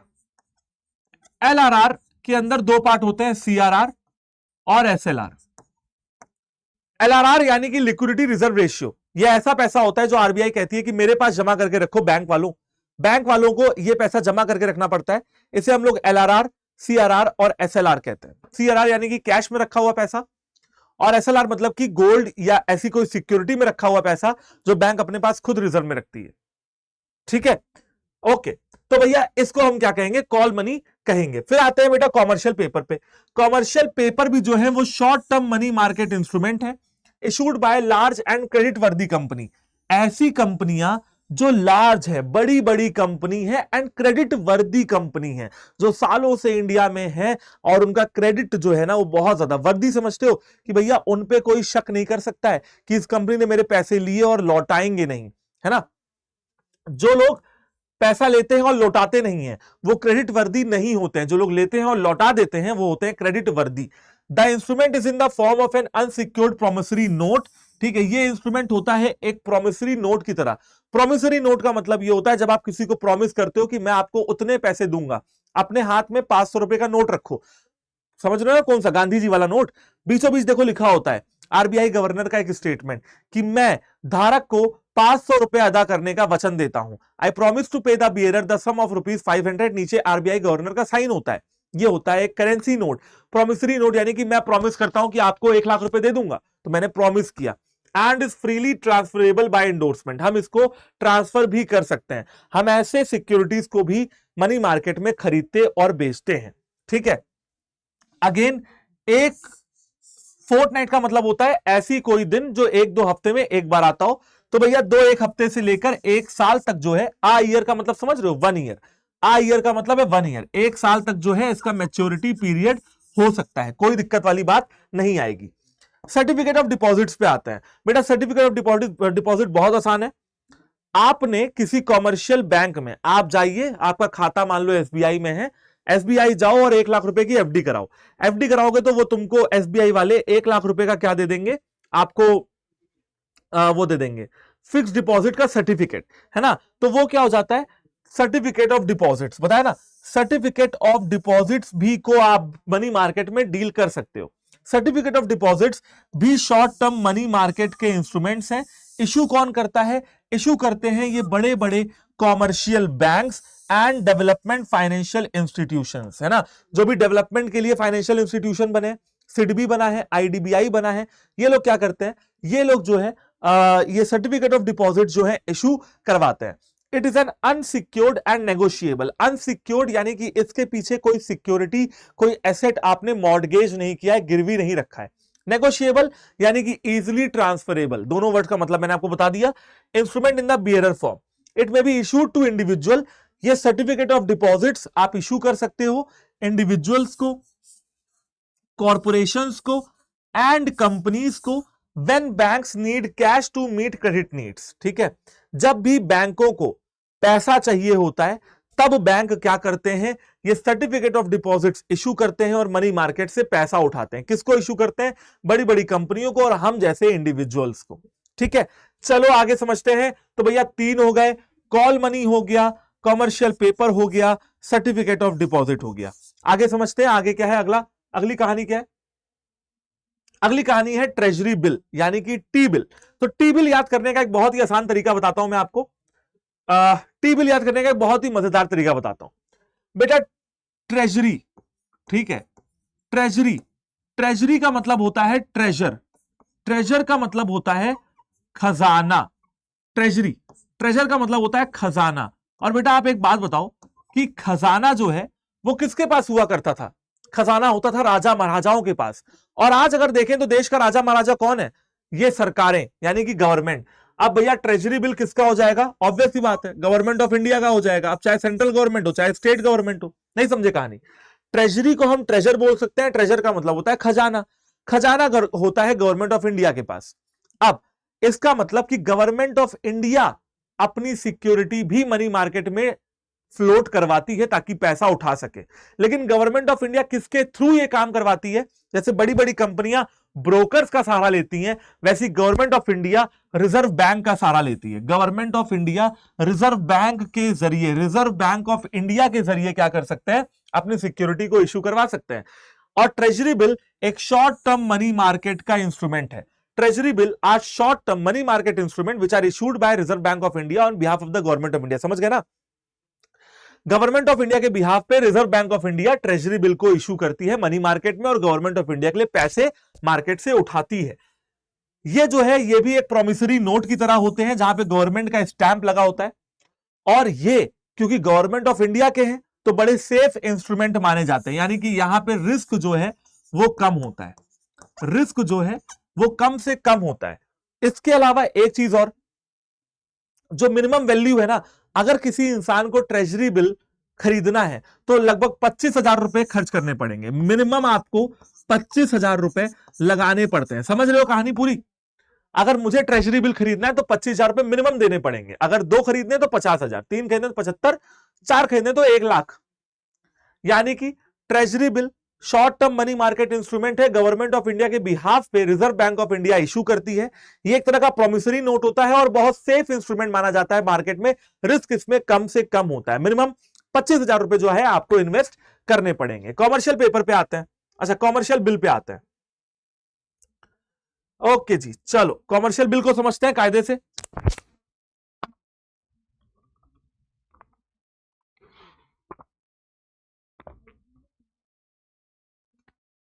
कॉमर्शियल बिल आपको एक चैप्टर पढ़ाया गया था क्लास 11th में, अकाउंटेंसी में, बिल्स ऑफ एक्सचेंज पढ़ा था किसी बच्चे ने?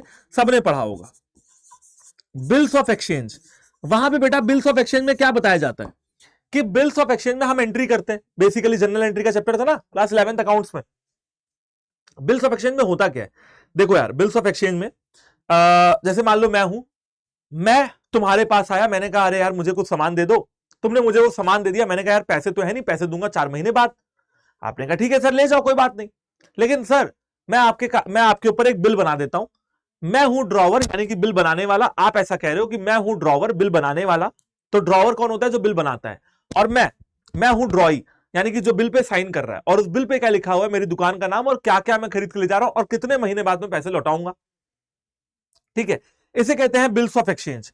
तो कॉमर्शियल बिल भी कुछ उसी तरीके का होता है। अब सुनो ध्यान से पूरी कहानी।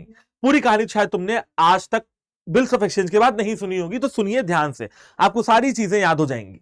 अब देखो, तुमने बिल बना दिया, मैंने बिल को एक्सेप्ट कर लिया, आप हो गए ड्रॉअर, मैं हो गया ड्रॉई।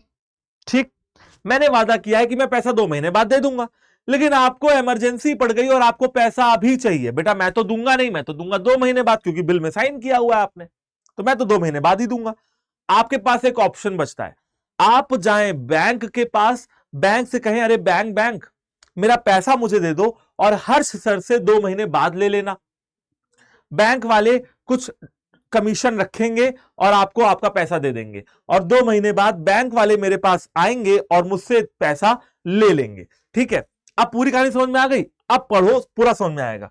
कमर्शियल बिल एक शॉर्ट टर्म मनी मार्केट का इंस्ट्रूमेंट है।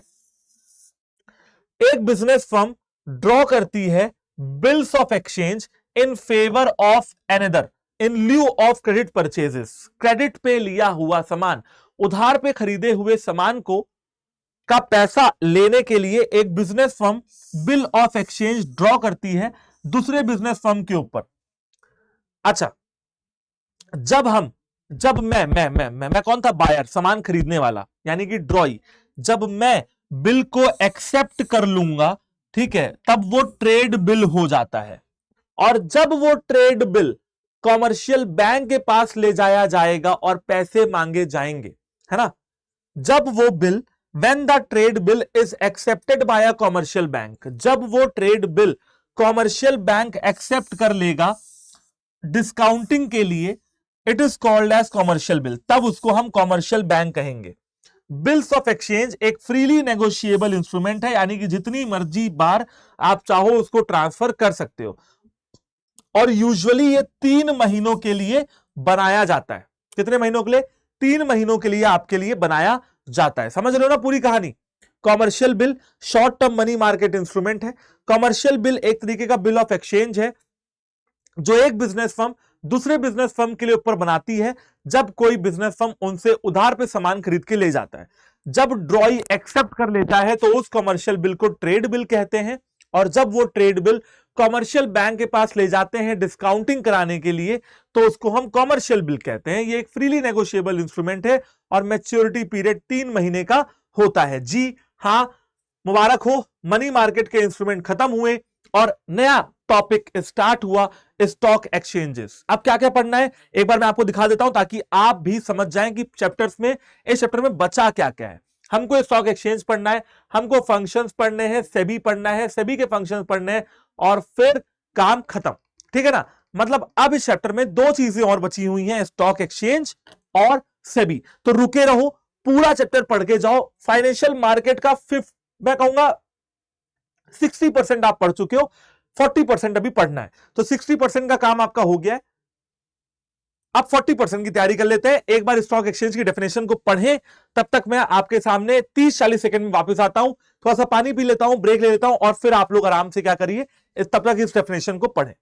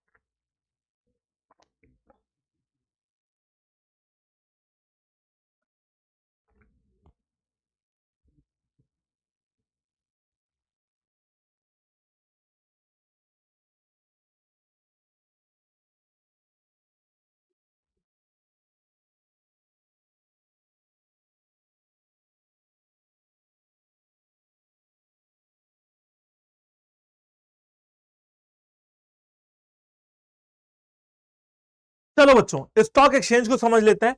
बेसिकली स्टॉक एक्सचेंज जो है वो कैपिटल मार्केट के ही कॉन्स्टिट्यूएंट है। स्टॉक एक्सचेंज ही वो जगह है जहां पे जाके हम अपने सामान को, सिक्योरिटीज को खरीदते और बेचते हैं, है ना। स्टॉक एक्सचेंज बेसिकली 23 है पूरे इंडिया में। कोलकाता स्टॉक एक्सचेंज जो है अब आउटडेटेड हो गया है। अभी मेजर जो 2 स्टॉक एक्सचेंजेस हैं वो है बॉम्बे स्टॉक एक्सचेंज और national stock exchange. According to the securities contract regulation act 1956, securities contract regulation act 1956 के अकॉर्डिंग स्टॉक एक्सचेंज की डेफिनेशन लिखी हुई, तो मैं आपको इंपॉर्टेंट वर्ड्स लिख देता हूं। Stock exchange means any body of individual whether incorporated or not constitute for the purpose of assisting regulating whether regulating or controlling the business of buying and selling। किसको करना है? बिजनेस को regulate करना है। किसके बिजनेस को regulate करना है, कंट्रोल करना है? Of buying and selling. किसको बाय एंड सेल करना है? सिक्योरिटीज को बाय और सेल करना है। समझ गए पूरी कहानी? तो ये है भैया पूरी कहानी। अब एक बार और समझते हैं। स्टॉक एक्सचेंज एक बॉडी ऑफ इंडिविजुअल है जहां पे बहुत सारे लोग हैं और इनका काम क्या है? असिस्ट करना। असिस्ट का मतलब होता है हेल्प करना, ठीक है। रेगुलेटरी यानी कि वर्किंग में रखना कि हाँ भाई वो चलता रहे, और कंट्रोलिंग का मतलब होता है भाई कंट्रोल करना यानी कि देखरेख करना। दोबारा बता रहा हूं, stock exchange body of individuals है जहां पे बहुत सारे लोग हैं, ठीक है। उनका काम है असिस्ट करना, रेगुलेट करना, कंट्रोल करना बिजनेस को। काहे के बिजनेस को? बाइंग एंड सेलिंग के बिजनेस को। किसके बाइंग एंड सेलिंग के? सिक्योरिटीज को। यानी कि स्टॉक एक्सचेंज वो जगह है जहां पे बायर्स आते हैं, इन्वेस्टर्स आते हैं, कंपनीज आती हैं और वो अपना पैसा इन्वेस्ट करते हैं। According to the securities contract regulation act 1956, stock exchange means any body of individuals whether incorporated or not constitute for the purpose of assisting, regulating and controlling the business of buying and selling or dealings in securities। तो मैंने क्या किया, मैंने पूरी definition को आपके लिए parts में डिवाइड कर दिया। अब आपको ये एक बार नोट कर लेना कॉपी में, याद करना बहुत इजी हो जाएगा। चलो आगे समझते हैं। ये देखो मेरे पीछे आपको नजर आ रहा होगा बॉम्बे स्टॉक एक्सचेंज और national stock exchange. Basically Bombay stock exchange Mumbai में है, नेशनल स्टॉक एक्सचेंज नई दिल्ली में है, ठीक है। बॉम्बे स्टॉक एक्सचेंज में अगर आपको ट्रेड करना है तो सेंसेक्स ट्रेडिंग पॉइंट है, नेशनल स्टॉक एक्सचेंज में करना है तो निफ्टी ट्रेडिंग पॉइंट है। कभी न्यूज उठा के देखना, ये बिल्डिंग की जो फोटो है रोज रात में 8-9 बजे आपको नजर आ जाएगी किसी भी चैनल पे, ठीक है, शेयर मार्केट की। ओके, स्टॉक एक्सचेंजेस के फंक्शन समझ लेते हैं। स्टॉक एक्सचेंज का फंक्शन कुछ कुछ सिमिलर टू फाइनेंशियल मार्केट है। स्टॉक एक्सचेंज के फंक्शन जो हैं वो सिमिलर टू फाइनेंशियल मार्केट है। तो अगर आपको वो समझ में आ गया तो ये समझ में आ जाएगा, ठीक है। सबसे पहले स्टॉक एक्सचेंज एक तरीके का मार्केट ही तो है, तो लिक्विडिटी प्रोवाइड करने का काम, मार्केटेबिलिटी प्रोवाइड करने का काम एग्जिस्टिंग सिक्योरिटीज को by providing a readymade and continuous market. एक कॉन्टिन्यूअसली चलने वाला मार्केट, एक रेडीमेड मार्केट बनाने का काम स्टॉक एक्सचेंज का होता है for the sale and purchase of securities. Stock exchange वो जगह है जहां पे सिक्योरिटीज को लिक्विडिटी प्रोवाइड की जाती है, मार्केटेबिलिटी प्रोवाइड की जाती है, क्योंकि ये स्टॉक एक्सचेंज एक रेडीमेड और एक कॉन्टिन्यूअस मार्केट बनाता है सिक्योरिटीज की खरीदने और बेचने को लेके, ठीक है। इसके अलावा स्टॉक एक्सचेंज हेल्प करता है सिक्योरिटीज के प्राइसेस को तय करने में through the forces of demand and supply. बता चुका हूं पहले भी। स्टॉक एक्सचेंज एक और बहुत इंपॉर्टेंट काम करता है, जनरल पब्लिक की हैबिट को इंप्रूव करता है, सेविंग और इन्वेस्टमेंट। क्या है ना बेटा, कुछ लोगों की ना हैबिट नहीं होती पैसा बचाने की, उनके पास जो आता है वो उतना खर्च कर देते हैं, ठीक है। इस हैबिट से अगर बचना है तो क्या करना होगा आपको? स्टॉक एक्सचेंज आपके लिए हेल्प करेगा, लोगों के सेविंग और इन्वेस्टमेंट की हैबिट को बढ़ाता है ताकि लोग अपना पैसा सही जगह पे लगा पाए। It provides a legal framework for fair and safe dealing. Stock exchange एक लीगल फ्रेमवर्क बनाता है ताकि भैया कोई भी धोखाधड़ी ना हो किसी के साथ, फेयर और सेफ डीलिंग होती रहे। इसके अलावा कंपनीज को हेल्प करता है कि वो कंपनीज पैसा मार्केट से उठा सकें, दस facilitating capital formation and economic growth. Economic growth में भी स्टॉक एक्सचेंज का बहुत रोल है ना। कैपिटल फॉर्मेशन में भी स्टॉक एक्सचेंज का बहुत रोल है। इसके अलावा स्टॉक एक्सचेंज में लोग शेयर्स में पैसा लगाते हैं और बेचते हैं और पैसा कमाते हैं, यानी कि यहां पे स्पेकुलेशन यानी कि मतलब दांव लगा के बाजी को जीतना। अब क्या होता है कि कुछ लोग स्टॉक एक्सचेंज को जुआ मानते हैं। नहीं बेटा, जुआ अलग है। जुए पे आप किस्मत के भरोसे पत्ता फेंकते हो, लेकिन स्टॉक एक्सचेंज में किस्मत और रिसर्च दोनों ही काम करती है। अब आपने रिसर्च नहीं की, किसी भी ऐरी गैरी कंपनी में पैसा लगा दिया, पैसा डूब गया, तो वो जुआ नहीं है, वो आपके रिसर्च की कमी थी। तो स्टॉक एक्सचेंज स्कोप देता है हेल्दी स्पेकुलेशन का इन अ रेस्ट्रिक्टेड एंड कंट्रोल्ड मैनर, है ना। यानी कि भैया जुआ ना समझा जाए इसको भैया पैसा कमाने का, कैपिटल फॉर्मेशन का जरिया समझा जाए। ठीक है, स्टॉक एक्सचेंजेस के फंक्शन को दोबारा रिपीट कर रहा हूं। सिक्योरिटीज को लिक्विडिटी और मार्केटेबिलिटी प्रोवाइड कराना, कीवर्ड नंबर 1। ठीक है, सिक्योरिटीज की प्राइसेस को तय करना, कीवर्ड नंबर 2। सेविंग और इन्वेस्टमेंट की हैबिट को बनवाना, कीवर्ड नंबर 3। एक लीगल फ्रेमवर्क प्रोवाइड करना फेयर और सेफ डीलिंग के लिए, लीगल फ्रेमवर्क है, कीवर्ड नंबर 4। कैपिटल फॉर्म करना, फाइनेंस उठाने में और इकोनॉमिक ग्रोथ में हेल्प करना, ये तीनों कीवर्ड है, कीवर्ड नंबर 5। और हेल्दी स्पेकुलेशन है, कीवर्ड नंबर 6। आपको ये सारे के सारे अगर आप पॉइंट लिख के आते हो तो पूरे के पूरे नंबर मिलेंगे। चाहो तो बेटा एक बार स्क्रीनशॉट लेके, है ना, आप इसको पढ़ भी सकते हो घर में बाद में। ओके, अच्छा, ये आता है बेटा डीमटेरियलाइजेशन। तो एक बार इसको समझते हैं। बेसिकली अब ये सवाल आता है, मैंने आपको ये बता दिया कि एक कंपनी कैसे इन्वेस्टमेंट उठाएगी, एक कंपनी कैसे पैसा उठाएगी, स्टॉक एक्सचेंजेस कैसे पैसे को इधर उधर करेंगे, लिक्विडिटी मार्केटेबिलिटी के ऊपर बात की। लेकिन मैंने ये बात नहीं बताया आपको अभी तक कि एज अ इन्वेस्टर आप कैसे किसी कंपनी के शेयर खरीद या बेच सकते हो। बेच तो नहीं सकते, हाँ खरीद भी सकते हो, बेच भी सकते हो। ठीक है, कैसे करोगे तो वो मैं आपको बताने वाला हूं।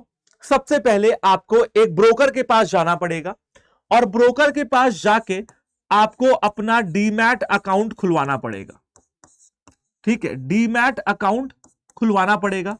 ब्रोकर के पास आप ऑर्डर दोगे कि मुझे सेल या परचेज करना है। सेल या परचेज का ऑर्डर करने के बाद आपके लिए ब्रोकर उस चीज को सेल या परचेज करेगा और फिर आपको एक कंफर्मेशन स्लिप दे देगा, यानी कि कोई रसीद टाइप की चीज दे देगा। आपको एक कंफर्मेशन स्लिप जो है वो मिल जाएगी। तो ये काम करने पड़ेंगे अगर आपको फाइनेंशियल मार्केट में डीलिंग करनी है। अब ये सब कुछ समझ में आ गया, लेकिन सर ये डीमैट अकाउंट क्या है? तो बेटा डीमैट अकाउंट वो अकाउंट है जिसके द्वारा आप अपने सिक्योरिटीज को ऑनलाइन यानी कि इलेक्ट्रॉनिक फॉर्म में होल्ड कर सकते हो। तो सिक्योरिटीज को इलेक्ट्रॉनिक फॉर्म में होल्ड करने की पूरी प्रोसेस को अपन क्या बोलते हैं? Dematerialisation. Dematerialization refers to the process of holding securities in electronic form.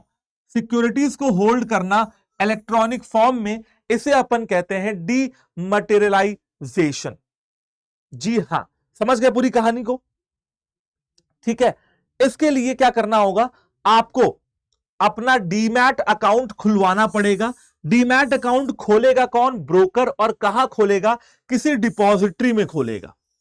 ठीक है, कहां खोलेगा? किसी डिपॉजिटरी में खोलेगा। Depository is the organisation with which an investor has to open a demat account.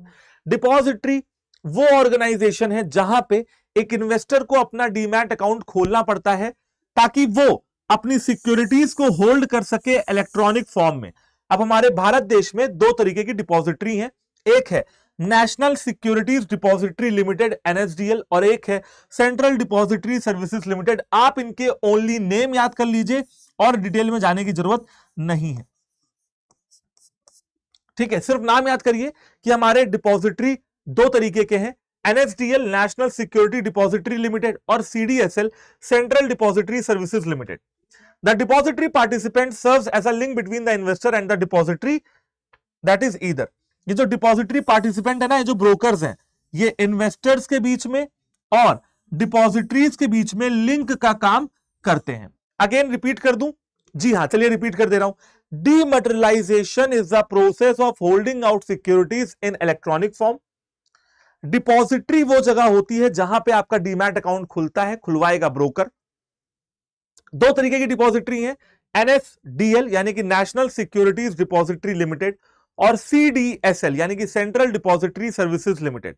Depository participant यानी कि कोई ब्रोकर इन्वेस्टर और डिपॉजिटरी के बीच में लिंक का काम करता है।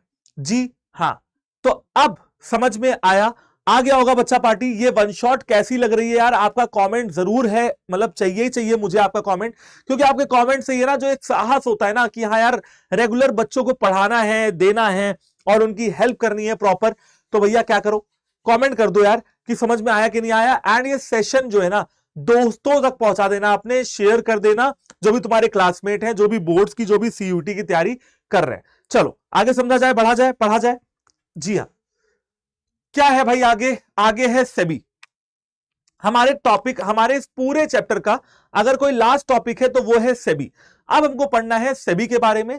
सेबी का फुल फॉर्म है securities and exchange board of India. ये सेबी की बिल्डिंग दिख रही होगी आपको मेरे पीछे, ठीक है, जो कि मुंबई में लोकेटेड है। चलिए सेबी के बारे में जानते हैं, securities and exchange board of India के बारे में और समझते हैं।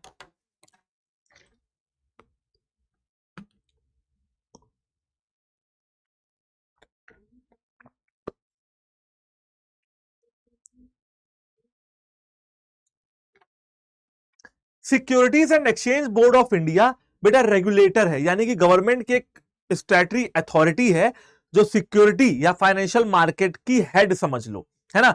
जैसे हमारे घर में हमारे पापा हेड होते हैं, पापा ही नियम बनाते हैं, पापा डिसिप्लिन को इंश्योर करते हैं, ठीक है। वैसे ही सेबी जो है उसका काम ये होता है वो देखना कि फाइनेंशियल मार्केट में सब कुछ सही चल रहा है या नहीं चल रहा है। तो securities and exchange board of India is the regulator for the securities market. पहला कीवर्ड तो यही होगा कि ये एक तरीके का रेगुलेटर है जो सिक्योरिटीज मार्केट को, फाइनेंशियल मार्केट को, स्टॉक एक्सचेंजेस को चलाए रखने में हेल्प करता है। सेबी जो है वो 1988 में स्टैब्लिश हुआ था।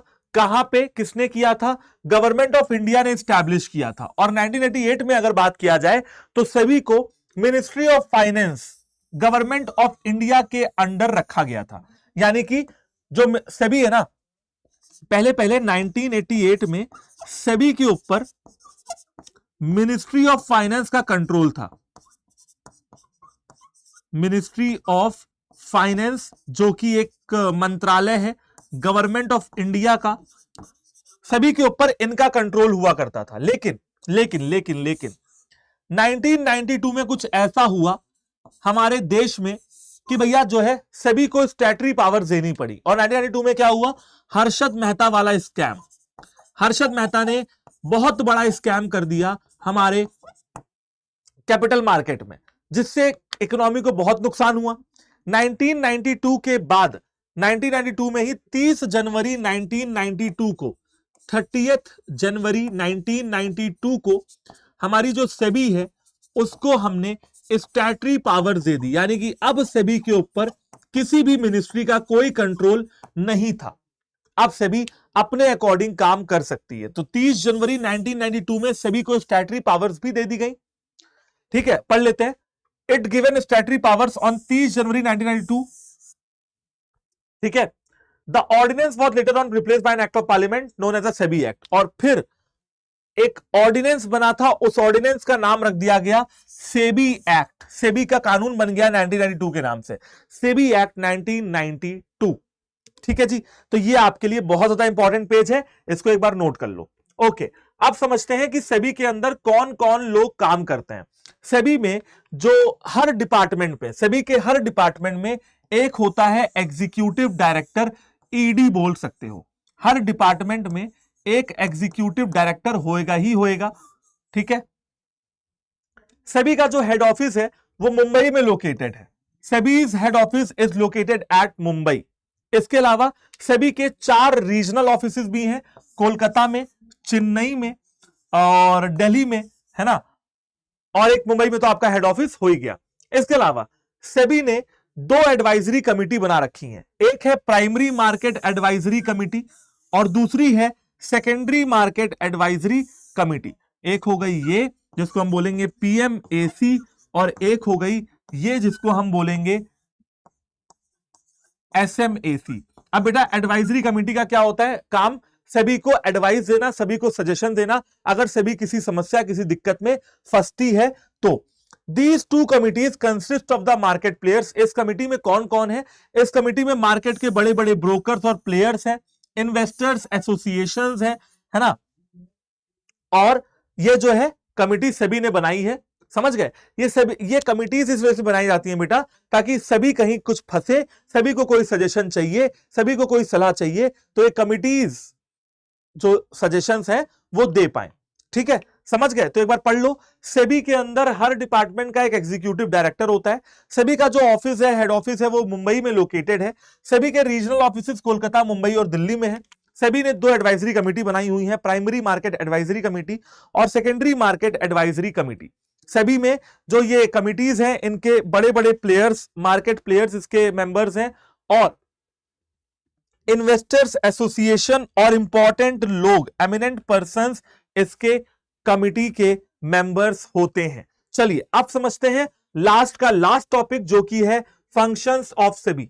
हाँ, ऑब्जेक्टिव समझ लेंगे और फिर पर्पस हो गया फंक्शंस। ओके, हाँ, तो भैया सिंपल सी बात है, सेबी का ऑब्जेक्टिव क्या है? सेबी का ऑब्जेक्टिव है कि भैया स्टॉक एक्सचेंज में कोई भी गलत हरकत ना हो, ट्रेडिंग मैल प्रैक्टिसेस को रोका जाए, कोई भी गलत चीजें ना हो, कोई इन्वेस्टर के साथ धोखाधड़ी ना हो, इन्वेस्टर्स के राइट्स को, इन्वेस्टर्स के इंटरेस्ट को प्रोटेक्ट करने का काम सेबी करती है ना। इन्वेस्टर्स को गाइड करने का और एजुकेट करने का काम भी सेबी का ही रहता है। इसके अलावा सेबी एक कोड ऑफ कंडक्ट बनाती है, जिस कोड ऑफ कंडक्ट को सभी लोगों को मानना होता है ताकि फेयर प्रैक्टिसेस चलती रहे, कोई स्कैम, कोई फ्रॉड, कोई धोखाधड़ी ना हो। ठीक है, समझ गए? ओके, और स्टॉक एक्सचेंजेस को रेगुलेट करना भी सेबी का सबसे बड़ा ऑब्जेक्टिव है कि सब कुछ अच्छी तरीके से चलता रहे, and the securities market to promote their orderly functioning, है ना, सब कुछ चलता रहे, कहीं कुछ गड़बड़ ना हो, कहीं कुछ नुकसान ना हो। अब देखो, अगर स्टॉक एक्सचेंज अगर बैठ जाएगा ना बेटा, तो स्टॉक एक्सचेंज के साथ साथ इकोनॉमी भी बैठ जाएगी। हमारी इकोनॉमी कहीं ना कहीं रिलाय करती है स्टॉक एक्सचेंजेस के ऊपर। तो ये हो गया आपका ऑब्जेक्टिव्स। अब आते हैं पर्पस पे। ठीक है, ओके, सेबी जो है 3 पार्टीज को जवाबदेही है सेबी की। सबसे पहली पार्टी कौन है? द इश्यूअर ऑफ सिक्योरिटीज, जो सिक्योरिटीज को इशू कर रहे हैं, यानी ये बड़ी बड़ी कंपनियां। So as to provide them a platform for raising capital, SEBI stock exchange का प्लेटफॉर्म देती है जहां पे कंपनीज आती हैं और अपने कैपिटल को रेज करती हैं। For raising capital they provide a platform. दूसरी पार्टी है इनकी इन्वेस्टर, ठीक है, और तीसरी पार्टी है मार्केट इंटरमीडियरी। तो यहां पे नीले से भी कर दे रहा हूं मैं। हाँ, इश्यूअर पहली पार्टी, इन्वेस्टर दूसरी पार्टी, और तीसरी पार्टी है आपके ब्रोकर्स यानी कि फाइनेंशियल इंटरमीडियरीज। इन्वेस्टर्स के प्रति सेबी की क्या रिस्पॉन्सिबिलिटी है कि इन्वेस्टर्स के इंटरेस्ट प्रोटेक्ट हो, यानी कि इन्वेस्टर को कोई दिक्कत ना हो।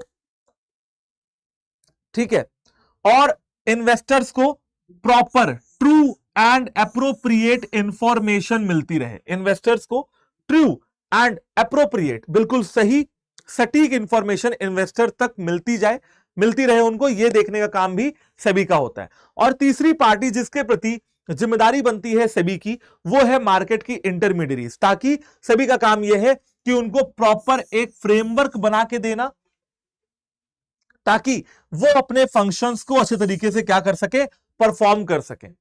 तो भैया सबसे पहली पार्टी है कंपनीज। कंपनीज के लिए सेबी एक मार्केट तैयार करके देती है ताकि कंपनीज आए और अपने कैपिटल को रेज करें। दूसरी पार्टी है जिसके प्रति सेबी की जवाबदेही है, वो है इन्वेस्टर्स, कि उनको ट्रू एंड अप्रोप्रिएट इंफॉर्मेशन मिलती रहे और उनके इंटरेस्ट जो है वो प्रोटेक्ट होते रहे। थर्ड है आपकी मार्केट इंटरमीडियरीज। मार्केट इंटरमीडियरीज का काम, सभी का काम यह है कि उनको एक प्रॉपर फ्रेमवर्क प्रोवाइड करना ताकि वो अपने फंक्शंस को परफॉर्म कर सकें एंड कुछ पैसा वो भी कमा सकें अच्छे तरीके से। तो ये है सेबी का purpose and role. I hope कि आप लोगों को समझ में धीरे धीरे आ रहा होगा कि सेबी बेसिकली हमारे देश में सेबी का क्या रोल है ना। ओके, पढ़ते हैं फंक्शंस ऑफ सेबी। सेबी के 3 फंक्शंस हैं, प्रोटेक्टिव फंक्शन, रेगुलेटरी फंक्शन और डेवलपमेंट फंक्शन। प्रोटेक्टिव, डेवलपमेंट और रेगुलेटरी फंक्शन के एमसीक्यूज भी आते हैं, केस स्टडीज भी आती हैं और डायरेक्ट क्वेश्चन भी पूछे जाते हैं। बेसिकली अगर यहां पे आपको समझना है ना, तो लॉजिक से समझना होगा।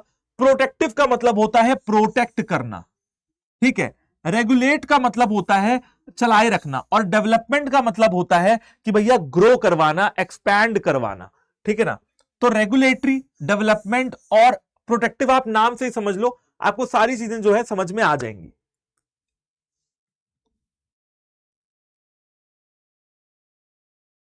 ओके, तो प्रोटेक्टिव फंक्शन सबसे पहले समझते हैं।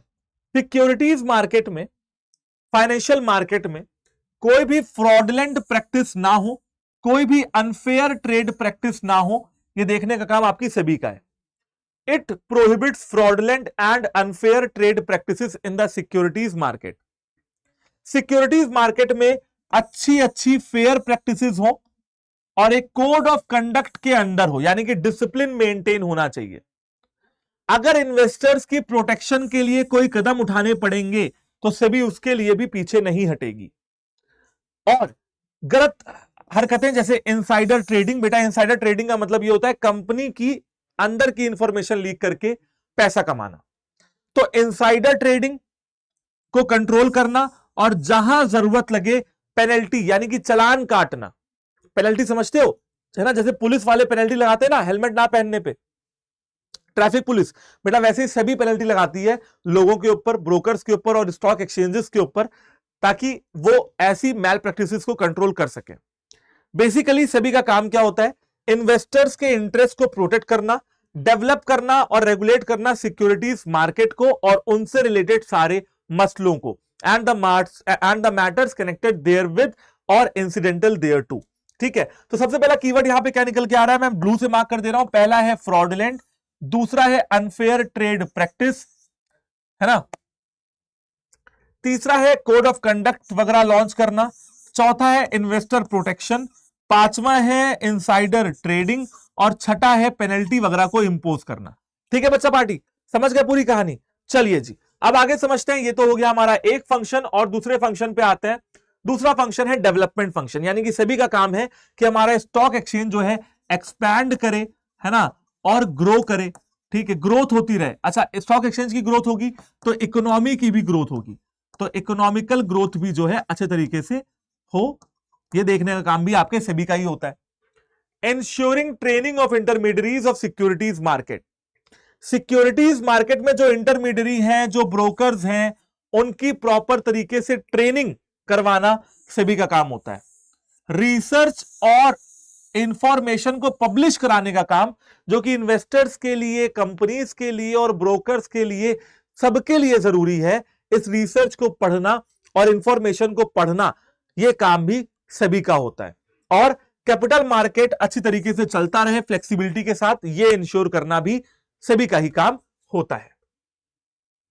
ठीक है, last point, last function of SEBI, that is regulatory function of SEBI. सभी का काम होता है कि हमारा जो स्टॉक मार्केट है वो अच्छे तरीके से चलता रहे, रेगुलेट करता रहे। रेगुलेट करना यानी कि चलाए रखना, वर्किंग में रखना।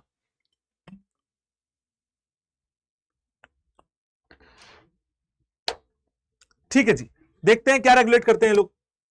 रेगुलेट करने के लिए सेबी क्या करती है, ब्रोकर्स और सब ब्रोकर्स और अदर प्लेयर्स को रजिस्ट्रेशन करवाती है।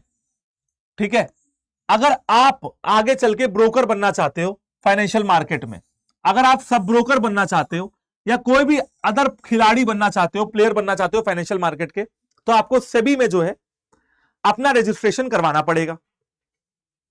रजिस्ट्रेशन करती है सेबी म्यूचुअल फंड्स का और कलेक्टिव इन्वेस्टमेंट स्कीम्स का। ऐसी इन्वेस्टमेंट स्कीम्स जो कंपनियां लाती हैं, लुभावनी इन्वेस्टमेंट स्कीम्स, जिनमें शेयर्स और डिबेंचर्स की खरीदने और बेचने की बात होती है। म्यूचुअल फंड्स आप सब लोग जानते हैं, जहां पे हम लोग रेगुलर, है ना, एसआईपी करते रहते हैं, सिस्टमैटिक इन्वेस्टमेंट प्लान, जहां पे हर महीने आप रेगुलर सेविंग कर सकते हो। इसके अलावा जब भी जरूरत लगे सेबी को, सेबी स्टॉक एक्सचेंज और ब्रोकर्स और इंटरमीडियरीज के ऊपर इंक्वायरी बैठा सकती है, उनसे सवाल जवाब कर सकती है और ऑडिट भी कर सकती है। ऑडिट यानी होता है रीचेकिंग ऑफ अकाउंट्स, इसका अकाउंट्स वगैरह भी चेक कर सकती है। इसके अलावा अंडरराइटर्स, मर्चेंट बैंकर्स, इन सबों के ऊपर भी कंट्रोल सेबी का रहता है। और अगर कोई कंपनी दूसरी कंपनी के शेयर खरीद रही है, पूरे के पूरे टेक ओवर बिड कर रही है, टेक ओवर समझते हो, टेक ओवर, जब एक कंपनी दूसरी कंपनी को टेक ओवर करती है तो नीलामी लगती है, तो उस टेक ओवर बिड को कंट्रोल करना भी रेगुलेटरी फंक्शन में आता है, सभी के रेगुलेटरी फंक्शन में आता है। आई होप कि बच्चों आप लोग बात पूरी की पूरी समझ गए होंगे। जितने भी इंपॉर्टेंट पॉइंट्स हैं वो मैंने पूरे चैप्टर्स में ना डब्बे में डाल दिए हैं।